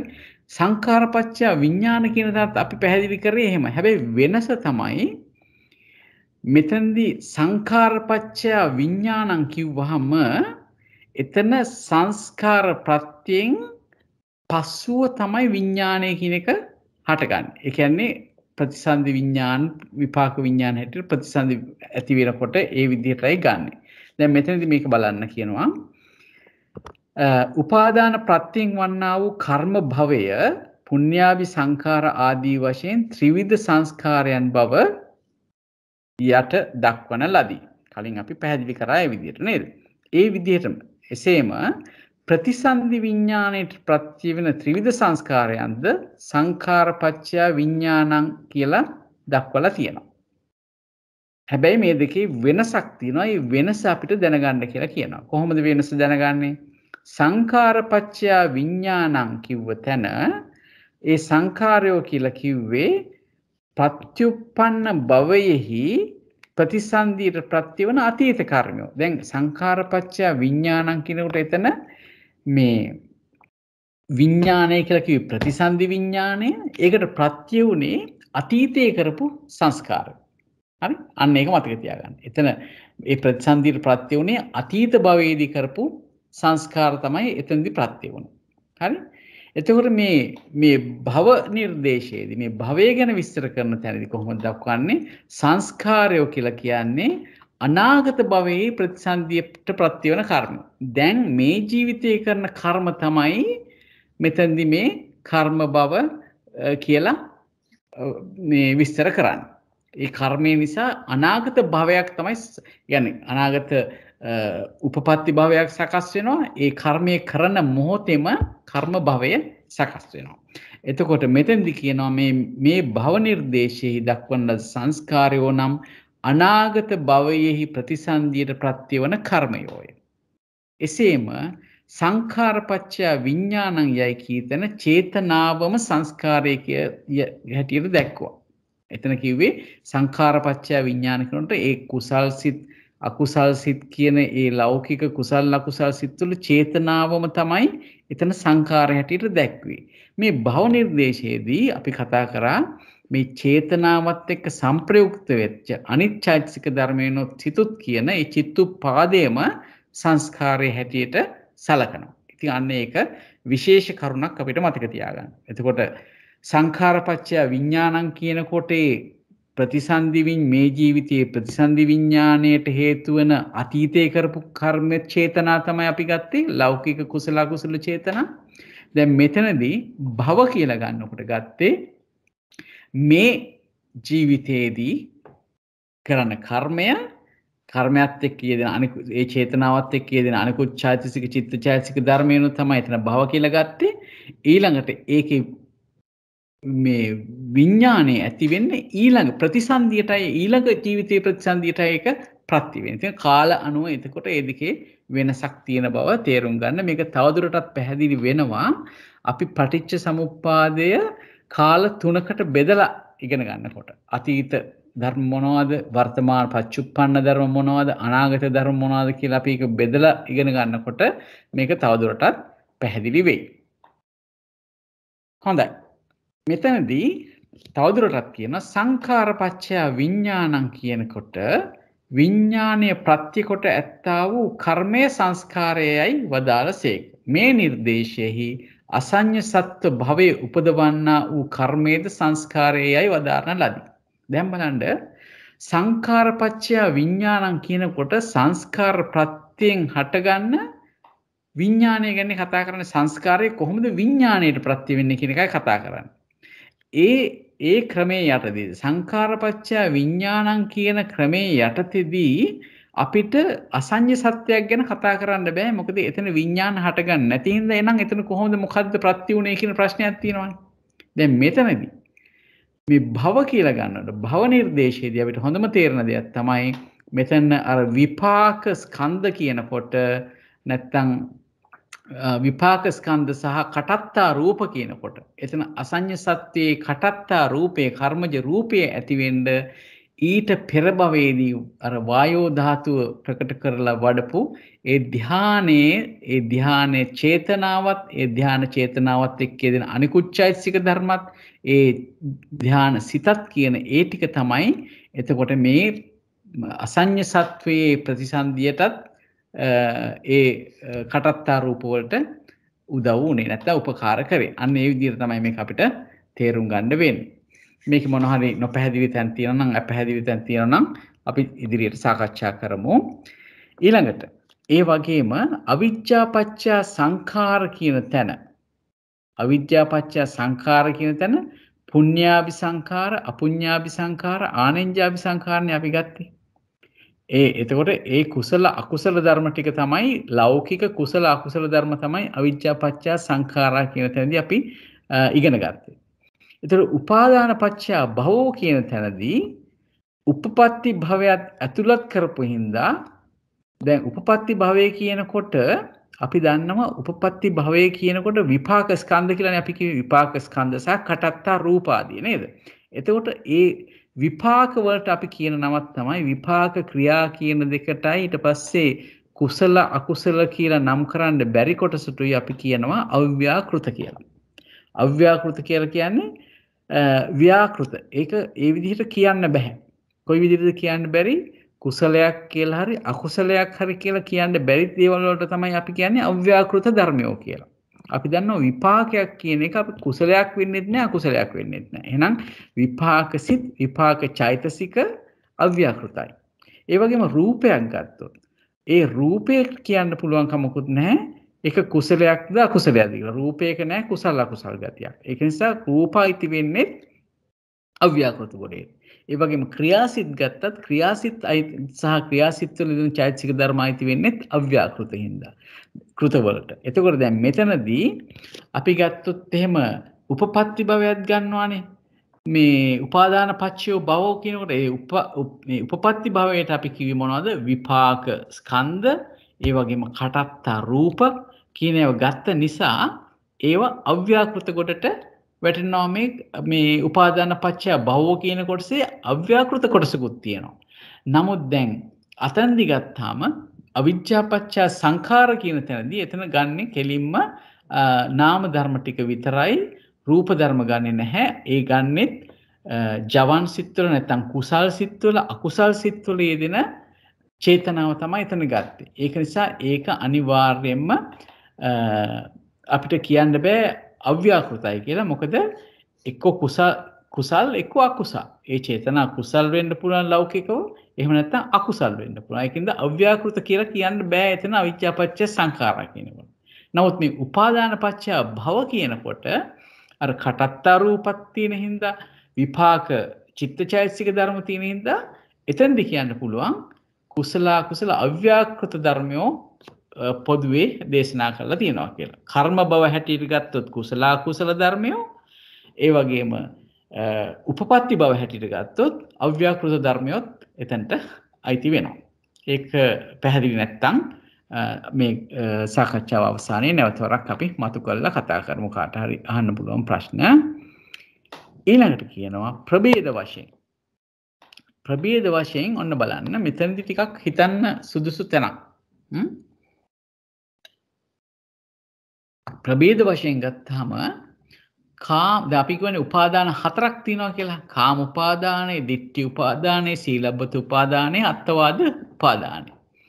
ප්‍රභේද වශයෙන් ගත්තාම කාම උපාදානයේ හේතු කොටගෙන කාම භවයේ උපදවන්නා වූ යම් කිසි කර්මයක් කරනවද ඒ කර්ම සංඛ්‍යාත වූ භවය කර්ම භවය කියලා කියනවා. ඒ කියන්නේ කාම භවයේ උපදවනවා කියලා කියන්නේ එතකොට කාම කර්මය එතකොට මේ කාමාවචර කර්මයක්. ඒ වගේම ඒකේ විපාකයක් කාම භවයේ තමයි ලැබෙන්නේ. ඊළඟට ඒ කර්ම භවයේ විසින් උපදවන ලද ස්කන්ධයෝ උපපත්ති භව නමයි. දැන් ඒ කර්ම භවය නිසා උපදවන ස්කන්ධයෝ ටිකක් තියෙනවා නම් විපාක සහ කටත්තා රූපාදී වශයෙන් ඒක උපපත්ති භවය කියලා නම් කරනවා. ඊළඟට කාම උපාදානයේ හේතු කොටගෙන රූප භවයේ උපදවන්නා වූ යම් කර්මයක් කරනවා නම් ඒක කර්ම භවය වෙනවා. හරි? එයින් උපදවන ලද ස්කන්ධයෝ උපපත්ති භවයේ නම. දැන් මෙතනදී මේ තේරුම් ගන්න තියෙන දෙයක් තමයි මේ කාම උපාදානය හේතු කරගෙන නොයෙකුත් භව සකස් කරන්න පුළුවන්කමක් තියෙනවා. ඒකට මුල් වෙන්නේ කාම උපාදානය. නමුත් කාම උපාදානයෙන් නිසා කර්ම භවයක් ඇති කරන්න පුළුවන්. කාම උපාදානයේ හේතු කරගෙන රූප භවයක් උපදවන්න පුළුවන්. එතකොට එහෙම උපදිනකොට උපදවන ස්කන්ධයෝ ටික උපපත්ති භවය වෙනවා. අර කරන කර්මය රූප භවයට අදාළ කර්මය වෙනවා. ඊළඟට එයින් උපදවන ලද ස්කන්ධය උපපත්ති භවයේ නමයි. කාම උපාදානයේ හේතු කොටගෙන අරූප භවයේ උපදවන්නා වූ යම් කර්මයක් කරනු ලැබේද ඒ කර්ම භවය වේ. එයින් උපදවන ලද ස්කන්ධයෝ උපපත්ති භවයේ නමයි. මෙසේ කාම උපාදානයේ හේතු කොට ෂඩ්විද වූ භව කෙනෙක් වේ. මොකද දැන් මෙතෙන්දි කතා කරේ කාම භව, රූප භව, අරූප භව කිව්වහම ඒකේ කර්මයේ හැටියට එක භවයක් ලැබෙනවා. ඒක තමයි කාම භව, රූප භව, අරූප භව. ඊට අමතරව උපපත්ති භව හැටියට ඒ තැන හට ගන්නා විපාක ස්කන්ධ සහ කටත්තා රූප අදාළ විදිහට ලැබෙනකොට 6 ආකාරයකට මේ කාම උපාදානයේ හේතු කොටගෙන භව කියන එක ලැබෙනවා. ඒ කියන්නේ කර්ම භව හැටියට 3යි, උපපත්ති භව හැටියට 3යි, 6යි. ඊළඟට මේ විදිහටම ditthi උපාදාන ප්‍රත්‍යයෙන් භව 6ක් උපදිනවා. සීලබ්බත උපාදාන ප්‍රත්‍යයෙන් භව 6ක් තියෙනවා. අත්තවාද උපාදාන ප්‍රත්‍යයෙන් භව 6ක් තියෙනවා. ওই විදිහට භවයෝ ඒ හතරට එක උපාදානයකට භව 6ක් බැගින් උපාදාන හතරට භව 24ක් මෙතන දක්වනවා. අපි බලමු කොහොමද මේ විදිහට ඇති වෙන්නේ කියලා ඉදිරියේදී විස්තර කරනවා. ඊළඟට මේකම හරි. මෙයම කර්ම භවයත් උපපත්ති භවයත් එක කොටගත් කල්ලි එක් උපාදානයක් එක් උපාදාන ප්‍රත්‍යයෙන් ත්‍රිවිධ වූ භව කෙනෙක් වේ කියලා කියනවා. ඒ කියන්නේ ඒ භව දෙකම එකට ගත්තොත් කර්ම භවය සහ උපපත්ති භවය දෙකම එකට අරන් අපි එක භව කියලා කිව්වොත් එතකොට අපිට කාම භව, රූප භව, අරූප භව කියන ඒ භව තුනක් ඇති වෙනවා එක උපාදානයකින්. එහෙමනම් උපාදාන හතරෙන් භව 12ක්. ඒ අර භව කියන එක නැවත දෙකට කඩලා අපි කිව්වොත් කර්ම භව, උපපත්ති භව කියලා එතෙන්දී අපිට 24ක් භව ලැබෙනවා. හොඳයි. එතකොට දැන් අපි බලමු කොහොමද මේ කාම උපාදානය ආදී වශයෙන් කොහොමද අපි ඒක විස්තර කරගන්නේ කියලා. මේ විදිහට කියනවා.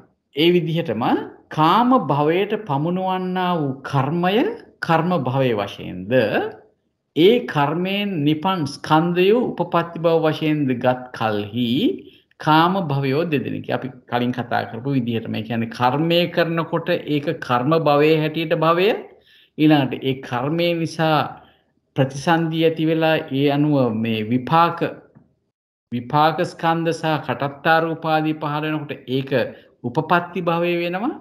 ඒක නිසා මෙතනදී ඒ කර්මය නිසා කර්ම භවයත් ඇති වෙනවා, උපපත්ති භවයත් ඇති වෙනවා. ඒක තමයි කාම භව දෙකක් කියලා අපි එතෙන්දී කතා කරන්නේ. ඒතකොට කාම භවය දෙන්නයි. එකක් තමයි කාම භවයේ පිනිස පවතින කර්මය, ඊළඟට අනිත් එක තමයි විපාක වශයෙන් ගත්තම උපපත්ති භවය. කර්ම භවය සහ උපපත්ති භවය. රූප භවයත් අන්න ඒ විදිහට දෙදෙනෙක් වෙනවා. අරූප භවයත් දෙකයි. මේ පරිදින් ෂඩ්විධ වූ භව කෙනෙක් වේ. භව 6යි. ඒ භූමි 3යි භව 6යි. මොනවාද? කාම භූමියයි, රූප භූමියයි, අරූප භූමියයි. ඒ කාම භූමිය ගත්තාම තියෙනවා කර්ම භවයක්, ඒ වගේම උපපත්ති භවයක්. ඊළඟට රූප භූමිය ගත්තත් කර්ම භවයක්, උපපත්ති භවයක්. අරූප භූමිය ගත්තත් අරූප භවයක්, නැත්නම් කර්ම භවයක්, උපපත්ති භවයක් හැටියට 6ක් අපිට ඒ විදිහට භව ලැබෙනවා භූමි වශයෙන් ගත්තාම. මේ කර්ම භව උපපත්ති භව වශයෙන් සලකන්නේ නැතුව ගත්තොත් එහෙම රූප භව අරූප භව කාම භව රූප භව අරූප භව වගේ භව තුනක් ලැබෙනවා. අපි සාමාන්‍යයෙන් කතා කරන්නේ භව තුනක් කියලා ඔන්න ඔය අර්ථයෙන් කතා කරන්නේ. ඇත්ත වශයෙන්ම මේක ගැඹුරින් කතා කරනකොට අපිට භව 6ක් ගැන කතා කරන්න වෙනවා. ඉතින් භව 6ක් ගැන කතා කරන්න වෙනවා. ඒ වගේම උපාදාන පැත්තෙන් ගත්තාම එක උපාදානයකින් භව 6ක් නම් උපාදාන හතරෙන් භව 24ක් කියලා අපිට සලකන්න වෙනවා. ඉතින් මොනවත් ભેදය නොසලකා කිසිම ભેදයක් සලකන්නේ නැතුව කාම භව ભેදයේද කර්ම භව උපපත්ති භව ભેදයේද සලකන්නේ නැතුව කෙලින්ම අපි කියනවා උපාදාන පත්‍ය භවෝ කියලා. එතකොට එක භවයක් තමයි. එතකොට උපාදාන ප්‍රත්‍යයෙන් භව කියලා එක භවයක් හැටියට සලකනවා. ඉතින් මේක තමයි කෙටියෙන් ගත්තාම දැන් උපාදාන පත්‍ය භවෝ කියනකොට ඒ කෙටිම විදිහ ඒ විස්තර කරන උපාදාන පත්‍ය භවෝ කියන එක. ඒතර අපි දන්න උපාදාන කිව්වම උපාදාන 4යි. භව කිව්වහම භව දෙකක් හැටියට ගත්තොත් කර්ම භව උපපත්ති භව හැටියට ගන්න පුළුවන්. එහෙම නැත්නම් නැවත වරක් අපිට ඔය භව කියන එක කඩලා ගන්න පුළුවන්. කාම භව, රූප භව, අරූප භව කියලා. ඒකත් නැවතට කරන්න පුළුවන්. කාම භවයේ කර්ම භවය, කර්ම භව, උපපත්ති භව ආදී වශයෙන් නැවතත් දෙකට කඩලා ගන්න පුළුවන්. ඉතින් ඒක එක විදිහට ගන්න පුළුවන්කම තියෙනවා. එතකොට කොයි විදිහටද මේක ප්‍රත්‍ය වෙන්නේ? මොනවද ප්‍රත්‍ය වෙනවා කියලා කියන්නේ? දැන් අපි කතා කරන්නේ උපාදාන පත්‍ය භව. එතකොට උපාදානයේ කොයි විදිහටද මේ භවයට ප්‍රත්‍ය වෙන්නේ කියන එක තමයි දැන් කතා කරන්නේ. කොයි විදිහටද ප්‍රත්‍ය වෙන්නේ? දැන් පෘථග්ජනයෙක් ගත්තාම මෙතනදී කියන උමතුවෙක් වගේ කියලා. පෘථග්ජනයා කියන පුද්ගලයා උමතු කෙනෙක්. ඒ කියන්නේ උමතු කියන එකේ තේරුම දන්නවනේ. එතකොට අපි අහලත් තියෙනවා නේද? සබ්බේ පුතුජන උම්මත්තකා කියලා අහලා තියෙනව නේද මේ දේවල් කියලා තියෙනවා. බුදුරජාන් වහන්සේ දේශනා කරපු එකක් නෙවෙයි. නමුත් පසු කාලීනව ධර්ම පැහැදිලි කිරීම සඳහා දේශනා කරපු වාක්‍යයක්. පෘතුජනතෙමේ උමුතු අයකු වැනිය. හෙතෙම මේ කටයුත්ත යුතුය මේ කටයුත්ත අයුතුයයි නොවිමසා යම් කිසි උපාදානයක්ගේ වශයෙන් යම් කිසි භවයක් ප්‍රාර්ථනා කොට යම් කිසි කර්මයක් කරන්නේමය.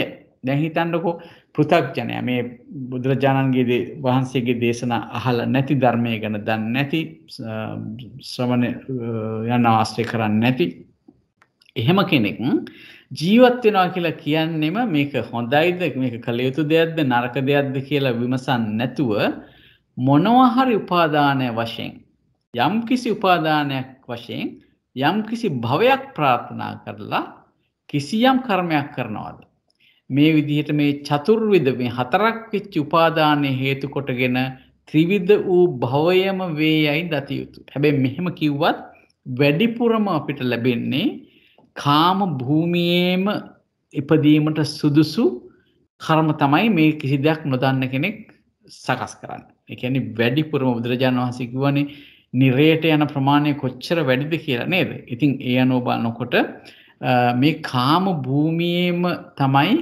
උපදින්න බොහෝ විදිහට වැඩ කරන්නේ. දැන් මෙතෙන්දි කියනවා එහෙම නොදන්න කෙනෙක් සමහර කෙනෙක් වෙනත් හේතුවක් නිසා සුගතිය යන්න පුළුවන්.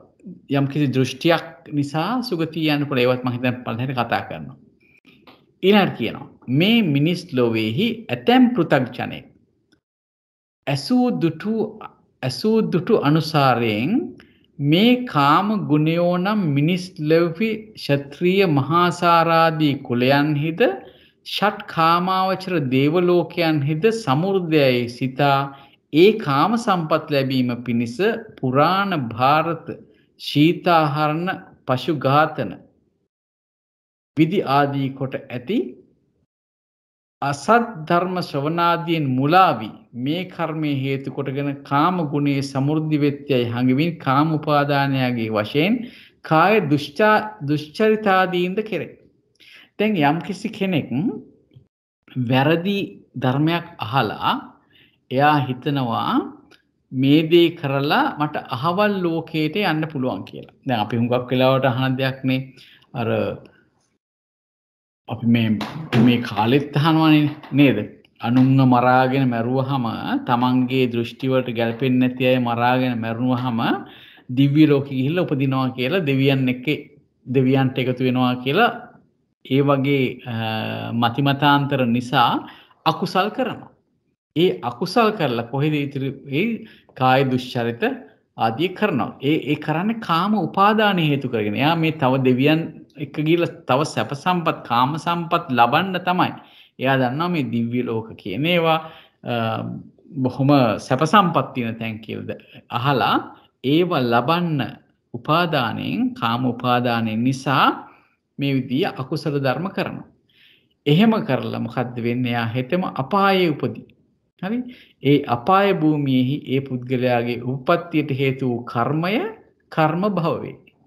කර්මයෙන් ජනිත වූ ස්කන්ධයෝ උපපත්ති භව වේ. දැන් ඒ කියන්නේ දැන් ඒ කර්මය කරනකොට ඒ වැරදි ඉගැන්වීමක් නිසා හෝ වැරදියට හිතාගෙන කාමයේ තමන්ගේ කාමයට තියෙන ආසාවම නිසා යම් මනුස්ස ලෝකෙ ඉපදෙන්න හරි දෙවි ලෝකෙ ඉපදෙන්න හරි කියලා තව සැප ලබන තැනක ඉපදෙන්න කියලා ප්‍රාර්ථනා කරලා අකුසලයක් කරාම ගිහිල්ලා ඉපදෙන්නේ අපායයි.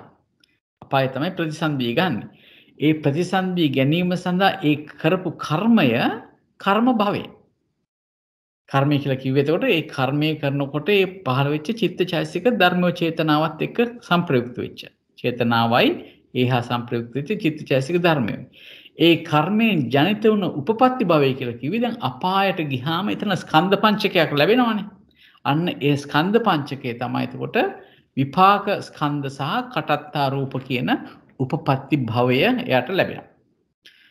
ඊළඟට අන්‍ය තවත් වෙන පෘථග්ජනයෙක් ගැන කතා කරනවා. එයා මේ සද්ධර්මය අහලා එයාගේ නුවණ වඩාගෙන මේ කර්මයේ හේතු කොටගෙන මෙන්න මේ කාම ගුණය වැඩි වෙනවා කියලා දැන් අපි දන්නවා දන් දීමෙන් සැප වැඩි වෙනවා කියලා අපි දන්නවා. අන්න ඒ විදිහේ දෙයකින් සුචරිත කරනවා. මෙයා කාය සුචරිත කරනවා. ඒ හේතුවෙන් දෙවියන් කෙරෙහි හෝ මිනිසුන් කෙරෙහි හෝ උපදී. ඒ කියන්නේ මනුස්ස ලෝකේ හරි දිව්‍ය ලෝකේ හරි ගිහිල්ලා එයා උපදිනවා. එයා උපදිනවා කියලා කියන්නේ ඇත්තටම මේ ස්කන්ධ 15න් අපි වචනයෙන් තමයි මේ එයා ගිහිල්ලා උපදිනවා කියන්නේ නැත්නම් එයා ගිහිල්ලා උපදින එකක් නෙවෙයි. මොකද අපි මේ පැහැදිලි කිරීම හැටියට කරනවා මේ මෙතන ඉන්න කෙනෙක් එතනට යනවා කියන එක නෙවෙයි අපි කියන්නේ. මෙතන කරන කර්මයෙන් නිසා එතන විපාකය හා ඒ කටත්තා රූප කියනවා පහළ වෙනවා. එතකොට ඒ දෙව් මිනිස් ගති දෙකේ උප්පත්තියට හේතු වෙච්ච ඒ කුසල කර්මය ඒ අර කාය සුචරිත වගේ කරනකොට ඒ කරපු කර්මය තමයි කර්ම භවය වෙන්නේ. ඒ කර්මය නිසා අපි හිතමුකෝ දිව්‍ය ලෝකෙ ගිහිල්ලා ඉපදුනායි කියලා. ඒ දිව්‍ය ලෝකෙ ඉපදනකොට ඒ කියන ප්‍රතිසන්දියේදී ලැබෙන ඒ ප්‍රතිසන්දියේ ප්‍රවෘත්තියේදී ලැබෙන විපාක ස්කන්ධයි කර්මජ රූප ටිකයි ගත්තාම ඒ ටිකට අපි කියනවා උපපත්ති භවය කියලා.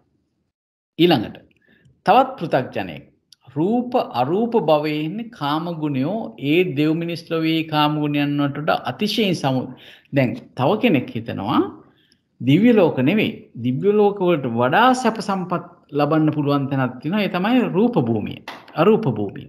රූප භූමි සහ අරූප භූමි කියලා ඒ අනුව මේ කාම ගුණයන් අපේක්ෂාවෙන් මෙහා ඒ රූපාවචර අරූපාවචර ධ්‍යාන වඩනවා.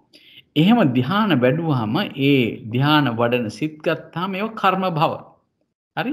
ඒකෙන් විපාකයේ හැටියට ගිහිල්ලා ඒ රූපී අරූපී භූමිය වල ප්‍රතිසන්දි ගත්තාම එතන ලැබෙන විපාක ස්කන්ධ සහ යම් කිසි විදියට ද රූපී භව වල නම් අපි දන්නවනේ කටත්ත රූප නැත්තම් කර්මජ රූප ලැබෙනවනේ. ඒවා උපපත්ති භව. දැන් අරූපේ ගිහිල්ලා ඉපදුනොත් ඒ අරූප විපාක ස්කන්ධ ටිකම උපපත්ති භවයේ වෙනවා. මේ විදිහට කාම උපාදානය ත්‍රිවිධ භවයන්ටම ප්‍රත්‍ය වෙනවා කියලා තියෙනවා. මේකට හේතු වෙන්නේ ඒ භූමිවල මීට වඩා කාම ගුණ ලබන්න තියෙන කැමැත්ත නිසා තමයි මේ කර්ම කරන්නේ. ඒක නිසා කාම උපාදානය තමයි ඒ කර්ම වලට ප්‍රත්‍ය වෙලා තියෙන්නේ. ඒක ඒ භවයට ප්‍රත්‍ය වෙලා තියෙන කාම උපාදානය. භව කියලා කිව්වේ කර්ම භව උපපත්ති භවනේ. ඒ දෙකට ප්‍රත්‍ය වුණේ මොකද්ද? කාම උපාදානය. එතකොට මේ කාම භවයට, රූප භවයට, අරූප භවයට කියන මේ භව තුනටම ප්‍රත්‍ය වුණා කාම උපාදානය.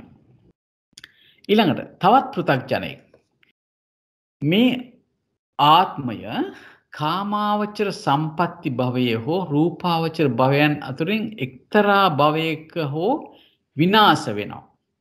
සකල වට්ට දුක්ඛේ සමූල ඝාතනය කිරීම වශයෙන් මනාකොට අභව ප්‍රාප්ත වූයේ කියලා හිතලා උච්ඡේද දෘෂ්ටිය දැඩි කරගෙන ඒ කාම භව රූප භව අරූප භවයන්ට පමුණවන්නා වූ කාමාවචර මහත්ගත කර්මය කරයි. කාමාවචර කර්මයක් හෝ මහත්ගත කර්මයක් කරන මෙතනදී මෙයාගේ මූලික අදහස තමයි මේ සංසාරේ කෙලවර කරගන්න ඕනේ. කොහොමද කෙලවර වෙන්නේ? මේ රූප අරූප කාම කියන මේ එකපාරක් ඉපදිලා මේ ඔක්කොම නැති කරගන්න කියලා මෙතෙන්ද කියනවා මේ ආත්මය කාමාවචර සම්පatti භවයේ හෝ රූප අරූප භවයෙන් අතුරින් එක්තරා භවයක විනාශ වෙනවා.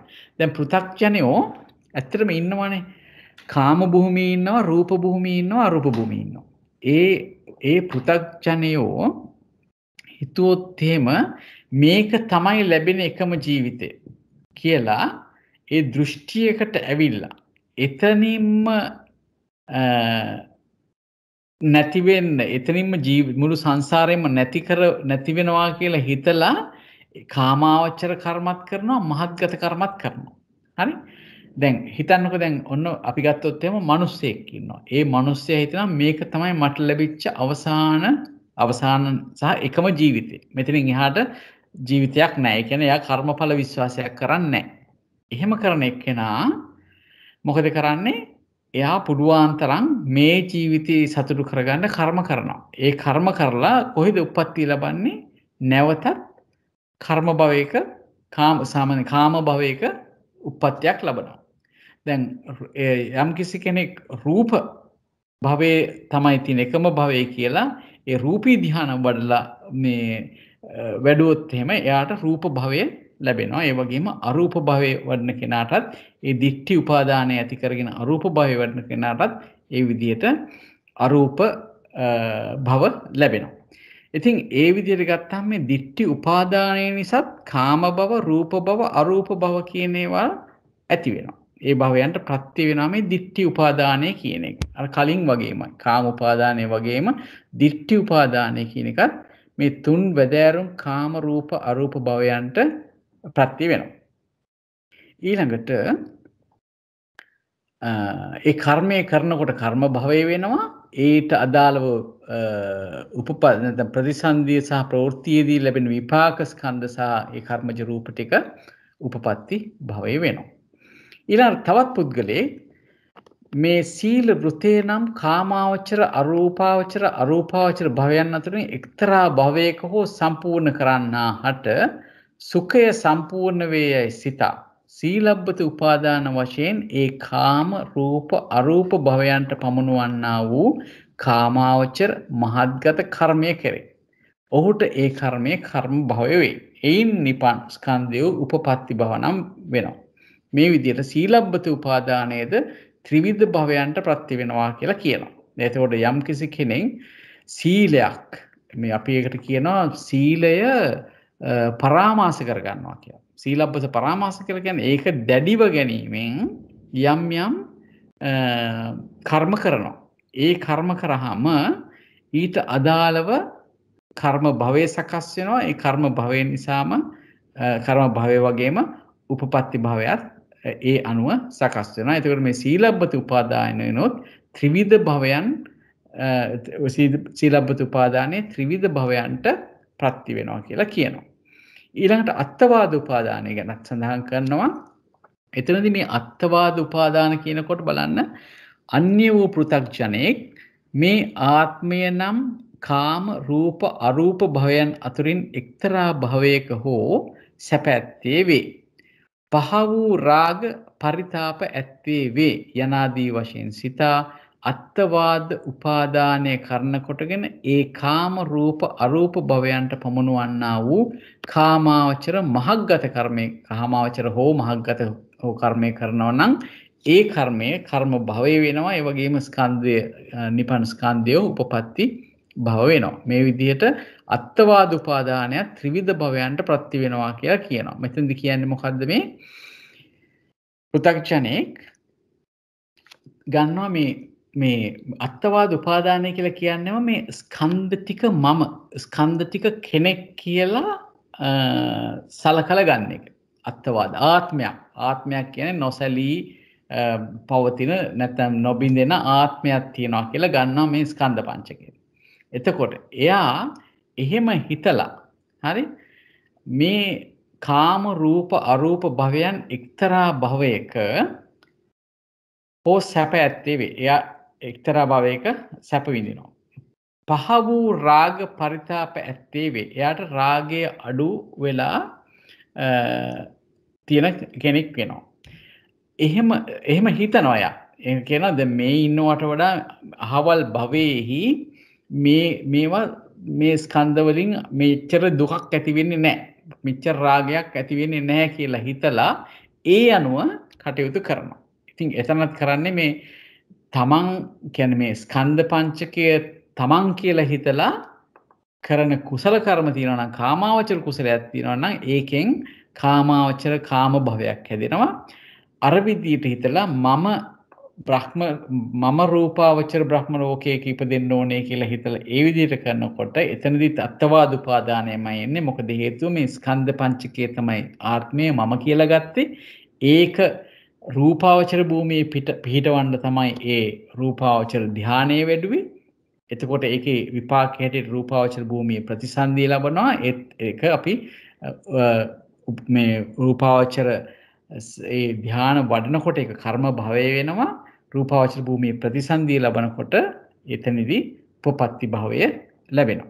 ඉතින් ඒ වගේ අරූප භූමියේත් ඒ වගේම අත්වාදී උපාදානය කරන කොටගෙන ඒ විදිහට අරූප භවයන්ට පමුණුවන අරූප ධාන වඩනකොට ඒ අරූප ධාන ඒතර කර්ම භවය වෙනවා.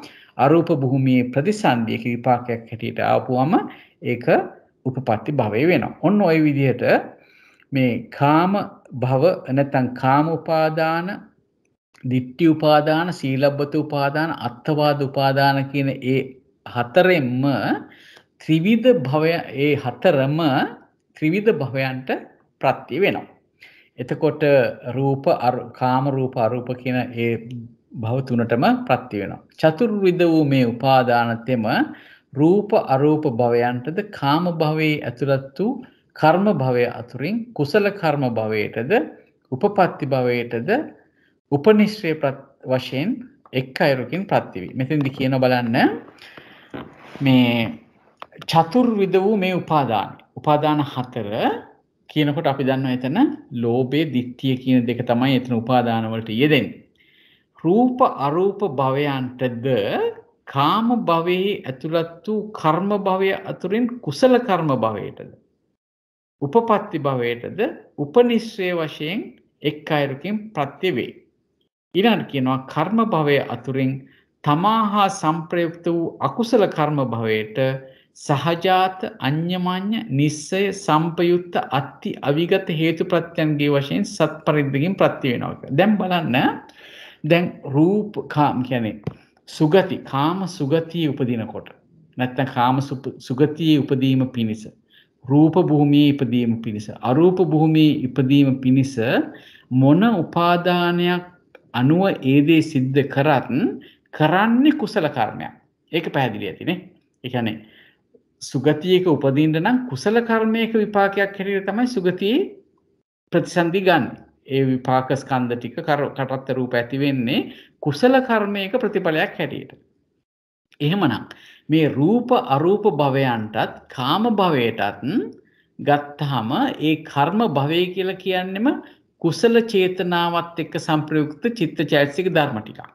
එහෙමනම් උපාදානය කියන එක තියෙන හින්දා තමයි මේ කුසල ධර්ම වඩන්නේ. නමුත් එතෙන්දී මේ උපාදානයේ ප්‍රත්‍ය වෙන්නේ උපනිශ්‍රේ වශයෙන්. හරි?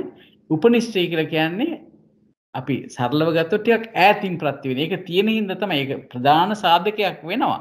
නමුත් ඒක ඒ කුසල් සිත්වල යෙදෙන්නේ නැහැ උපාදාන කියන අකුසලය.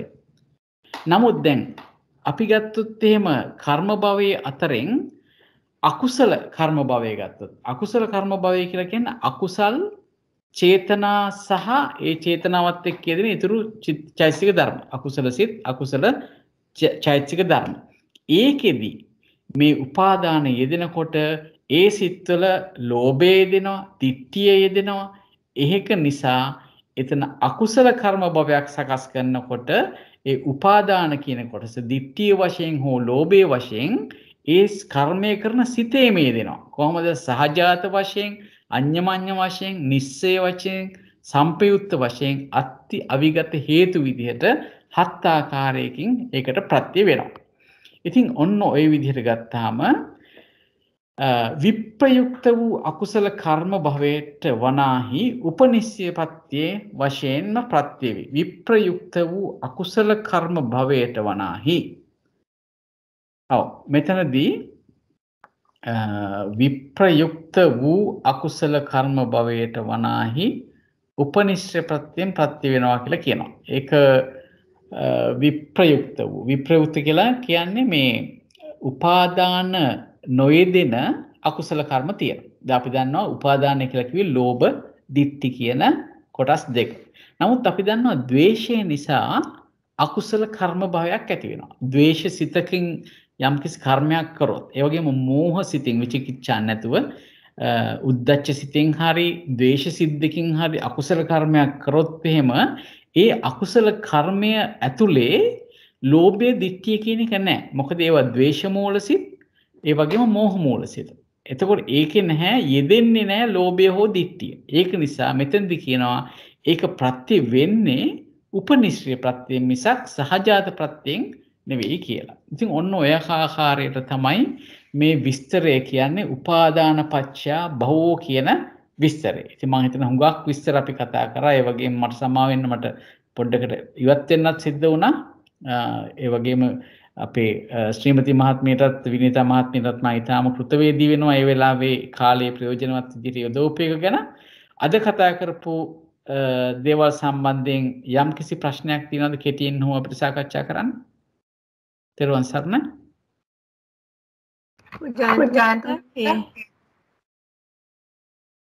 අහන්න ඉස්සෙල්ලා මහත්තයා මම පස්සේ අහන්න. කියන්නේ අහන්න. මම අහන්නද? අහන්න ඕ කවුරු හරි කමන්න. උපපත්ති භවය කියන්නේ ඒ උපපත්තිද උප්පත්ති ඒක මොකක්ද කොහොමද ඒක යෙදෙන්නේ ජයන්ත මහත්තයා? උපපත්ති. උපපත්ති. අපි සාමාන්‍ය වලට කියන්නේ දැන් සිංහලෙන් උප්පත්ති කියලා කියන්නේ නේද? එතන ඒ කිව්වේ අර ඒක ශනික එකයි අර මේ නානාශනික ඒ ප්‍රත්‍ය යෙදෙන තැනේ නේද ඒ දෙක? අන්න හරි. එතකොට දැන් කර්ම ප්‍රත්‍ය යෙදෙනකොට කර්ම ප්‍රත්‍ය අවස්ථා දෙකකදී ලැබෙනවා. අපිට ඔක ඉස්සරහදී තේරුම් ගන්න පුළුවන්. එකක් තමයි සහජාත කර්ම ප්‍රත්‍ය, අනිත් එක නානාක්ෂණික කර්ම ප්‍රත්‍ය. දැන් යම්කිසි කර්මයක් කරනකොට ඒ කර්මයක් කරනවා කියලා කියන්නේ ඇත්තම චිත්තචෛතසික ධර්ම පහළ කිරීමක් නේ. ඒ අනුව ඉතින් රූප චිත්තජ රූපාදියත් පහළ වෙන්න පුළුවන්.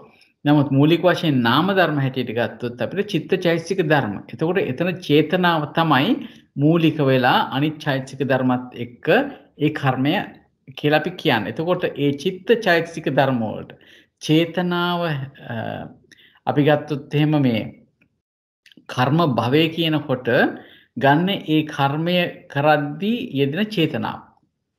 ඒ චේතනාව ඒ සිතේම යෙදෙනවා. නමුත් ඒ චේතනාව නිසා ඒ චේතනාවේ විපාකයක් හැටියට ඒ කර්මයේ විපාකයක් හැටියට අපිට ප්‍රතිසන්දි හෝ ප්‍රවෘත්ති විපාක ලැබෙනකොට ඊළඟ ජීවිතේ ගත්තොත් විශේෂයෙන් එතකොට ඒක නානා ක්ෂණික විදියට ඒකත් කර්ම ප්‍රත්‍යයෙන්ම තමයි ප්‍රත්‍ය වෙන්නේ. නමුත් ඒක ඒෂණේව නෙවෙයි පසුව ෂණේක තමයි. දැන් අපිට දැන් යම් කිසි දෙයක් චක්කු විඥානයක් පහළ වුණා කියන්නකො. ඒ චක්කු විඥානේ පහළ වුණේ කොයි කවද කරපු මොන කුසලයක් හෝ අකුසලයක්ද කියලා අපි දන්නේ නැහැ. කලින් කරපු එක. ඒක නිසා ඒ කලින් කරන ලද කුසලයක අකුසලයක විපාක තමයි පසු අවස්ථාවකදී පහළ වෙන්නේ. එතකොට උපනිශ්‍රේ වෙනවා. ඒක තමයි උපපත්ති භවය කියන්නේ. අන්නහරි උපපත්ති භවය කියලා කියන්නේ විපාක ස්කන්ධ ටික තමයි උපපත්ති භවය කියලා කියන්නේ. ඒකේ මේ වෙනස මම නොටිස් කරේ මහත්තයා. දැන් කර්ම භවය කියනකොට ඒ පුඤ්ඤාභි සංකාර අපුඤ්ඤාභි සංකාර ඒවයි චේතනා චෛතසිකය. උපපත්ති භවය කියනකොට ස්කන්ධ පහම එනවා. කටත්තා රූප ටිකක් එනවා. ඊළඟ නාමස්කන්ධ හතරක් එනවා. ඔව් එතකොට දැන් අපි මතකද කිව්වා කර්ම භවය කියනකොට අපි චේතනාවත් එක්ක සංප්‍රයුක්ත වෙච්ච අනිත් සේරමත් ගන්නවා. ඒ කියන්නේ සිතත් චෛතසික ධර්මත් ගන්නවා. ඔව් ඔව් ඒ ටික සේරම ගන්නවා. අතන කටත්තා රූප එනවා උපපත්ති භවය.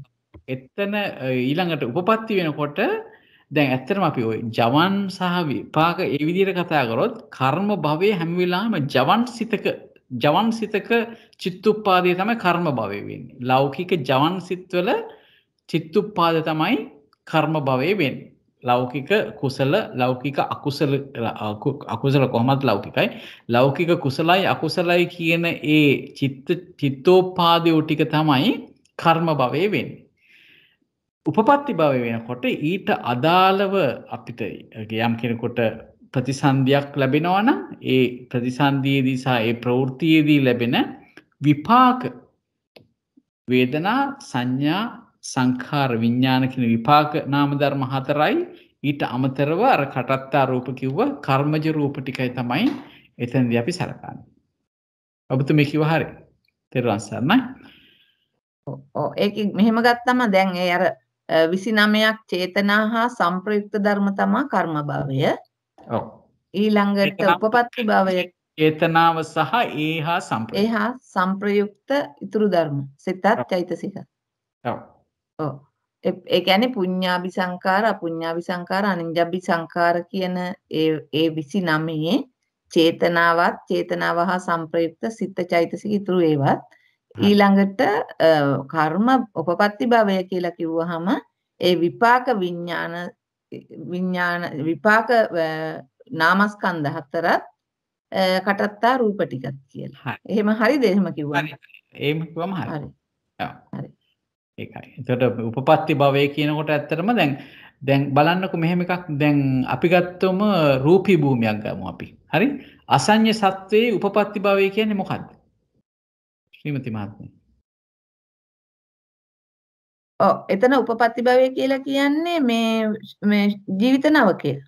ඔව් ජීවිත නාවක කලාපය. ඔව් අන්න හරි. ඒක කලාපය. තමයි ඔව්. උපපත්ති භවය වෙන්නේ. එතකොට කර්ම භවය වෙන්නේ කර්ම භවය කියලා කියන්නේ අර කාමාවචර භූමියේදී සිදු කරගත්තු පංච මධ්‍යානික පුඤ්ඤාභි සංකාර සිතයයි ඒ චේතනා ටික. චේතනාවයි ඒ සම්ප්‍රිප්ත සිතයි අනිත් චෛතසිකයි. අන්න බොහොම හරි. එහෙම තමයි හිතන්න. එතකොට අපි ගත්තොත් එහෙම සාමාන්‍යයෙන් අපි ඉතිරි රූපාවචර බ්‍රහ්ම ලෝක ගත්තොත් එතන ගත්තොත් එහෙම එතන උපපත්ති භවය කියලා කියන්නේ එතකොට ස්කන්ධ පහම ලැබෙනවා නේද? ඒ කියන්නේ රූපයත් රූපී බ්‍රහ්ම ලෝක ගත්තාම එතන රූපස්කන්ධයක් තියෙනවා.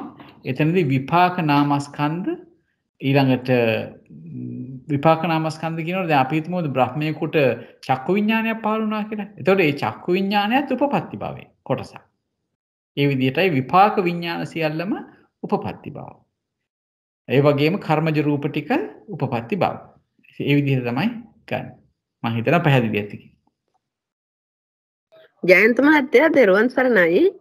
එතන උපපත්ති භවය උපපත්ති භවය කියලා කියන්නේ දෙකම එකක් නේද? මෙතන පොඩි මිස්ටේක් එකක් මම හිතේ එතන අර අච්චු ගහනකොට වැරදීමක් වෙන්නේ. ඉතින් අපි දැන් අර උපාදාන පත්‍යෝ භව කියන තැනදී එතන කර්ම භවය උපපත්ති භවය කියලා තියෙනවා.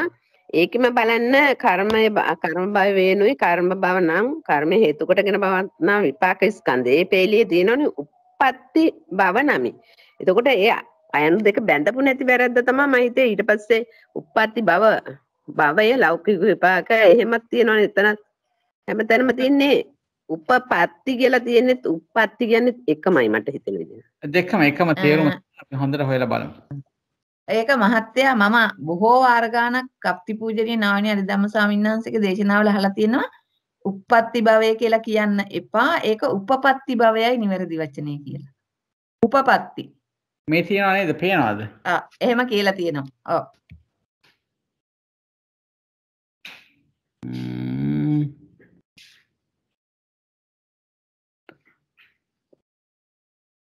ඒක නෑ වගේ නේද?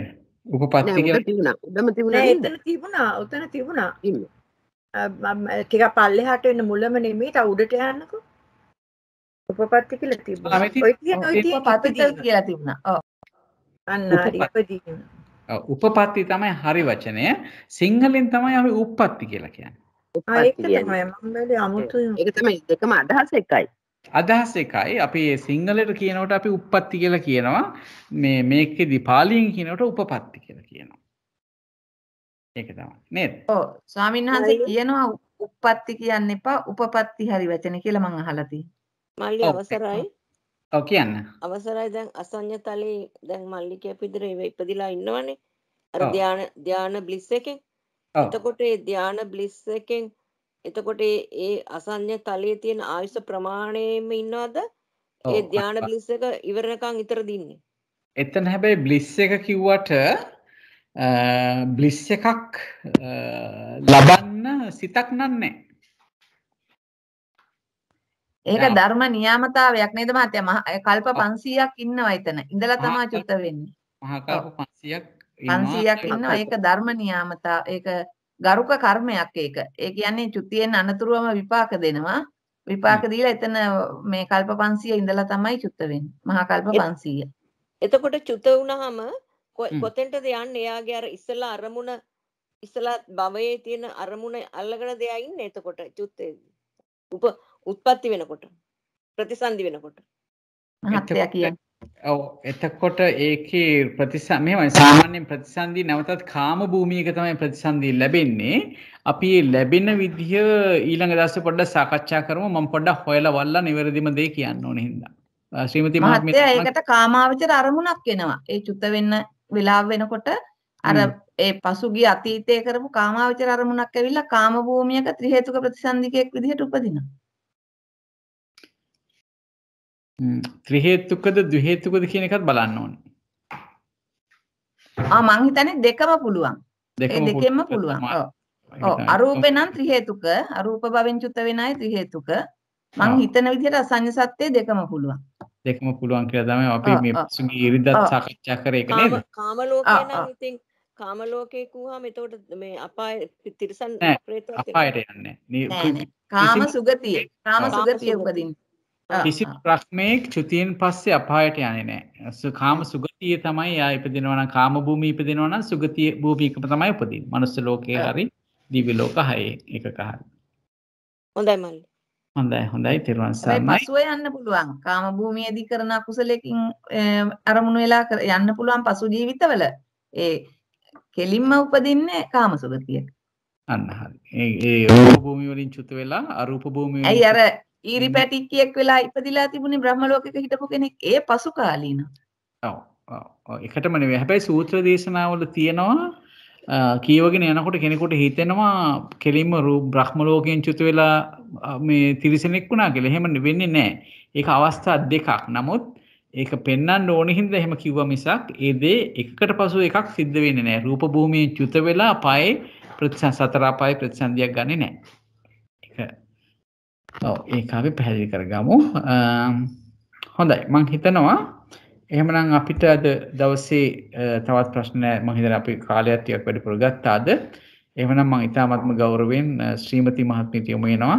අද දවසෙත් අපි විදර්ශනාවකට යොමු වෙලා දෙවියන්ට පින් දීලා වැඩසටහන නිමා කරමු. ඊට කලින් පොඩි දෙයක් සඳහන් කරන්න ඕනේ. මේ සතියේ ඉඳලා ඉදිරි සතියේදී දැන් ඊළඟ අපේ සාකච්ඡාව තියෙනවා බ්‍රහස්පතින්දා දවසේ සුපුරුදු වෙලාවටම. ඉන් අනතුරු සතිවල ඒ කියන්නේ ලබන සතියේ ඉඳලා අපිට කරන්න වෙන්නේ සතියට එක දවසයි බ්‍රහස්පතින්දා දවසේ විතරයි. ඒතකොට සදුදා පාඩම අපිට తాවකාලිකව අපි කරන්නේ නැහැ. යම් කිසි කාලයක කරන්න අවස්ථාවක් ලැබුණොත් කරමු. දැන් ඉදිරි කාලය තුල වෙනත් ධර්ම දේශනාවකට සවන් දෙන්න තියෙන නිසා සඳුදා දවසේ අපිට මේ විදිහට එකතු වෙන්න බෑ. ඉතින් මේ අපේ ධර්මඥානය වැඩි කර ගැනීම සඳහාමයි ඒ කාලය වෙනත් තැනකට අපිට පරිත්‍යාග කරන්න වෙලා තියෙන්නේ. ඉතින් කොහොම වුණත් අපි ඉදිරි සතිවලදී මේ සතියත් එක්කම බ්‍රහස්පතින්දා දිනවලදී තමයි සුපුරුදු වෙලාවට ශ්‍රී ලංකාවේ ළමයි සවස් 2ට මේ අභිධම්මත්ත ප්‍රදීපිකා ග්‍රන්ථ රත්නය තවදුරටත් හදාරන්නේ. හොඳයි ශ්‍රීමති මහත්මියට යොමු වෙන්න තෙරුවන් සරණයි. තෙරුවන් සරණයි ජයන්ත මහත්මයා ඇතුළු සැමටම අප්‍රමාණ පිං ජයන්ත මහත්මයා මේ වගේ ධර්මයක් අපිට පැහැදිලි කරලා දෙන එක ගැන ඊටාම වටිනා දහම් කරුණු කියලා අපි කවුරුත් තේරුම් අරන් තියෙනවා. ඉතින් අපි අද දවසේ මේ පැය දෙකකටත් වඩා කාලයක් අභිධර්ම දේශනා ප්‍රතිසංයුක්ත ධර්ම ශ්‍රවණයක් කරා ධර්ම සම්මස්සනයක් කළා. මේ භාවනා වාරයක් වගේ අපිට මේ වාරයේදී පහළ වූ නාම රූප ස්කන්ධ ආයතන ධාතු ආදී මේ පරමාර්ථ ධර්ම සමූහය ක්ෂණයක් වාසා ඇතිව නැතිව ගිය බැවින් අනිත්‍යයි. ඒ ඇතිවීම නැතිවීම දෙකින් නිරතුරු පීඩා විඳ බැවින් දුකයි. තම තමන් කැමති ලෙස නොපැවති බැවින් අනාත්මයි. අනිත්‍ය වූ දුක්ඛ වූ අනාත්ම වූ නාම රූප ස්කන්ධ ආයතන ධාතු ආදී පරමාර්ථ ධර්ම සමූහය පීලන සංකත සංතාප විපරිණාමාර්ථයෙන් සමන්නාගත වන බැවින් ඒකාන්තයෙන් දුක්ඛ සත්‍ය නම් වන්නේය. ඒ දුක්ඛ සත්‍ය උපදවන්නා වූ పూర్ව භව තෘෂ්ණාව ආයුහන නිධාන සංයෝග පලිබෝධාර්ථයෙන් සමන්නාගත වන බැවින් ඒකාන්තයෙන් සමුදය සත්‍ය නම් වන්නේය. දුකෙහිත් සමුදයෙත් නොපැවැත්ම නම් වූ නිර්වාණ ධාතුව නිස්සරණ විවේක අසංකත අමතාර්ථයෙන් සමන්නාගත වන බැවින් ඒකාන්තයෙන් නිරෝධ සත්‍ය නම් වන්නේය. දුක පිරිසිඳ දකින සමුදය ප්‍රහාණය කරන්නා වූ නිරෝධය සාක්ෂාත් කරන්නා වූ ආර්ය අෂ්ටාංගික මාර්ගය නියාන හේතු දස්සන අධිපතේයාර්ථයෙන් සමන්නාගත වන බැවින් ඒකාන්තයෙන් මාර්ග සත්‍ය නම් වන්නේය. ඒ ලොව වැඩ වදාළ බුදුපසේ බුදු මහරහතන් වහන්සේලා අනන්ත සසර පටන් පිරූ පාරමී ඇතිව මේ ධර්මය අවබෝධ කරගෙන කෙලෙස් කිනිමැල නිවා සසර දුක් තරණය කොට වදාළසේක. ඒ මහෝත්තමයන් වහන්සේලාට සදාකල් අපගේ ගෞරවාචාර උත්තමාංග නමස්කාරය වේවා. අපටත් මේ කරන්නා වූ සියලුම කුසල ධර්ම ඒ උතුම් වූ චතුරාර්ය සත්‍ය අවබෝධය පිණිසම පාරමිතා බවට පත් වේවා, හේතු වේවා, වාසනාව වේවා. සාදු සාදු සාදු. අපි නිර්වාණ ධාතුවත් අනුස්සති කරමු. ඒතං සන්තං ඒතං පනීතං යදිදං සබ්බ සංඛාර සමතෝ සබ්බ උපදී පටිනිස්සග්ගෝ තණ්හක්කයෝ විරාගෝ නිරෝධෝ නිබ්බානಂತಿ. එයමයි ශාන්ත, එයමයි ප්‍රණීත. එනම් සියලුම සංස්කාර ධර්මයන්ගේ සංසිඳීම නම් වූ කෙලෙස් උපදීන්ගේ අත්හැරීම නම් වූ තණ්හාවගේ නිර්වශේෂ ප්‍රහාණය නම් වූ නොඇල්ම ඇත්තා වූ සසර දුකින් නිදහස් වූ නිර්වාණ ධාතුවයි. අප විසින් දාන සීල භාවනාමය වශයෙන් සිදු කරන්නා වූ සියලු කුසල ධර්මයෝ මේ උතුම් නිර්වාණ අවබෝධයට පිණිසම පාරමිතා බවට පත් වේවා. සාදු සාදු සාදු. අප විසින් ධර්ම ශ්‍රවණමය වශයෙන් ධර්ම දේශනාමය වශයෙන් ඔබතුමා කළ කුසල ධර්මයක්, විදර්ශනාමය කුසල ධර්මයක්, උපසමානුස්සති වශයෙන් කර සමත භාවනාමය කුසල ධර්මයක්, මේ සියලු කුසල් ලෝක ශාසන ආරක්ෂක ලංකාද්වීපයට ඇතුළු ශාසනය රකින සියලුම ආර්ය බ්‍රහ්ම රාජීන් වහන්සේලාට, මහබෝසතාණන් වහන්සේලා, ප්‍රධාන දිව්‍ය රාජීන් වහන්සේලාට අනුමෝදන් කරමු. පරලෝසපත් ඥාතීන්ට අනුමෝදන් කර ප්‍රාර්ථනා වාක්‍ය කියා වැඩසටහන නිමා කරමු. පළමුව දෙවියන්ට පින් දෙමු. ආකාසට්ටා ච බුම්මට්ටා දේවා නාග මහිද්దికා පුඤ්ඤන්තං අනුමෝදිත්වා චිරං රක්ඛන්තු සම්බුද්ධ ශාසනං. ආකාසට්ටා ච බුම්මට්ටා දේවා නාග මහිද්దికා පුඤ්ඤන්තං අනුමෝදිත්වා චිරං රක්ඛන්තු සම්බුද්ධ දේශනං. ආකාසට්ටා ච බුම්මට්ටා දේවා නාග මහිද්దికා පුඤ්ඤන්තං අනුමෝදිත්වා චිරං රක්ඛන්තු සම්බුද්ධ ශාවකං. චිරං රක්ඛන්තු ත්වං සදා. මියගිය ඥාතීන්ට පින් දෙමු. ඉදම්මේ ඥාතීනං හෝතු සුඛිතා හොන්තු ඥාතයෝ. ඉදම්මේ ඥාතීනං හෝතු සුඛිතා හොන්තු ඥාතයෝ. ඉදම්මේ ඥාතීනං හෝතු සුඛිතා හොන්තු ඥාතයෝ. මෙසේ ප්‍රාර්ථනා කරමු. ඉමිනා පුඤ්ඤ කම්මේන මාමේ බාල සමාගමෝ සතං සමාගමෝ හෝතු යාව නිබ්බානපත්තියා. ඉදම්මේ පුඤ්ඤ කම්මං ආසවක්ඛයා වහං හෝතු. ඉදම්මේ පුඤ්ඤ කම්මං ආසවක්ඛයා වහං හෝතු. ඉදම්මේ පුඤ්ඤ කම්මං ආසවක්ඛයා වහං හෝතු. සබ්බ දුක්ඛා පමුජ්ජතු. සාදු සාදු සාදු. අප සෑම සියලුම දෙනා ධර්ම ශ්‍රවණමය වශයෙන් රැස් කළ කුසල සම්භාරය, ඒ වගේම සමත විදර්ශනා වශයෙන් භාවනාවෙන් ලැබූ ඒ සියලු කුසල් කෘතවේදීව ජයන්ත මහත්මයාට අනුමෝදන් කරනවා. ඔබතුමා දේශනාමය වශයෙන් භාවනාමය වශයෙන් රැස් කළ සියලු කුසලුත් අපි අනුමෝදන් කරා වූ කුසල සම්භාරයත් අනන්ත සසරේ සිට රැස් කරගෙන සියලු කුසල් බලෙන් මෙලොව වශයෙන් නිදුක් නිරෝගී සුවපත් දීර්ඝායුෂ ජීවිතයක් ලබන්නට හේතු වේවා, වාසනාව වේවා. කරගෙන යන්නා වූ ශාසනික කටයුතු බාධාවකින් තොරව කරගෙන යන්නටත් ඔබතුමාගේ ආධ්‍යාත්මික సంతානයේ ඇති ප්‍රාර්ථනා සියල්ල නිරුපද්‍රිතව කරගෙන යාමටත් සාර්ථක කර ගැනීමටත් අවශ්‍ය ධෛර්ය, ශක්තිය, වීර්ය, නිරෝගී භාවය, දීර්ඝායුෂ නිබඳවම වැඩේවා. පතන උතුම් බෝධියකින් සුව පහසුවෙන් චතුරාර්ය සත්‍ය අවබෝධ වේවා. ඔබතුමා ධර්මය ඉගෙන ගත්තා වූ ගෞරවනීය ස්වාමීන් වහන්සේලාට, ගුරු උතුමන්ට, අපවත් වී අදාළ ස්වාමීන් වහන්සේලාට, ඒ වගේම පරලෝසපත් ඥාති මිත්‍රාදීන්ට, නෝනා මහත්මියතුළු දරුවන්ටත් මේ සියලු කුසල් එකසේ අනුමෝදන් වෙත්වා. ඒ සෑම සියලුම දෙනා මෙලොව වශයෙන් නිදුක් නිරෝගී සුවපත් දීර්ඝාෂ ජීවිත ලබත්වා. පරලෝසපත් ගුරුතුමන් වහන්සේලා ඇතුළු ඥාති මිත්‍රාදීහු සුගතියෙන් සුගතියටමපත් වෙත්වා. සෑම සියලුම දෙනා සුව පහසුවෙන් චතුරාර්ය සත්‍ය අවබෝධ කරත්වා. ඒ වගේම සහභාගී වුණු කල්යාණ මිතුරු මිත්‍රයන් ඔබ සැමටත් මේ සියලු කුසල් එකසේම අනුමෝදන් කරනවා. ඔබ අප සැමගේ ධර්මයේ ඉගෙන ගත්තා වූ ගෞරවනීය ස්වාමීන් වහන්සේලාට දැනට ඉගෙන ගන්නා වූ ගෞරවනීය ස්වාමීන් වහන්සේලාට ගුරුතුමන්ට මේ ධම් සභා මණ්ඩපාදිය සකස් කරලා දුන්නු කල්යාණ මිත්‍රයින්ට මේ දේශනා රැස් කරගෙන සංරක්ෂණය කරන්නා වූ මිතුරියට ඒ සෑම සියලුම දෙනාටත් අප පවුල්වල සෑම සියලුම දෙනාටත් පරලෝක සැපත් ඥාතීන් ඇතුළු පින් කැමති ඕනෑම කෙනෙකුට අපි මේ සියලු කුසල් කෘතවේදීව අනුමෝදන් කරනවා. ඔබ අප සැමත් ඒ සෑම සියලුම දෙනාත් සුජීවත්ව ඉන්න සියලු දෙනාත් මෙලොව වශයෙන් නිදුක් නිරෝගී සුවපත් දීර්ඝායුෂ ජීවිත ලබත්වා. පරලෝක සැපත් ඥාති වූ ගුරුතුමෝ සුගති වලින් සුගති වලටමපත් වෙත්වා. සෑම සියලුම දෙනාට උතුම් වූ චතුරාර්ය සත්‍ය අවබෝධ කරගන්නට ඉතා ඉක්මන් ජීවිතවලදීම සුව පහසුවෙන් හේතු සම්පatti ලැබේවා.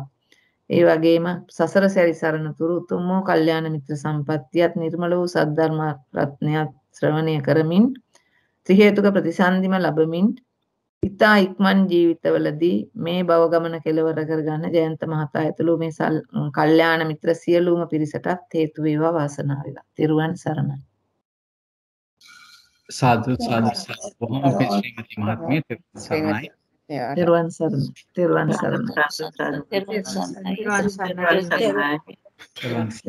සරණයි. තෙරුවන් සරණයි ජයන්ත මහත්මයා ශ්‍රීමති මහත්මිය ඇතුළු සියලු දෙනාටම නිදුක් නිරෝගී සුවය දීර්ඝායුෂ ලැබේවා. තෙරුවන් සරණයි. තෙරුවන් සරණයි විනිත මහත්මිය වේවා. තෙරුවන් සරණයි. අයි සියලු දෙනාටම නිදුක් නිරෝගී සුවපත් භාවයේ දීර්ඝායුෂ ලැබේවා. තෙරුවන් සරණයි. නයි තෙරුවන් සරණයි.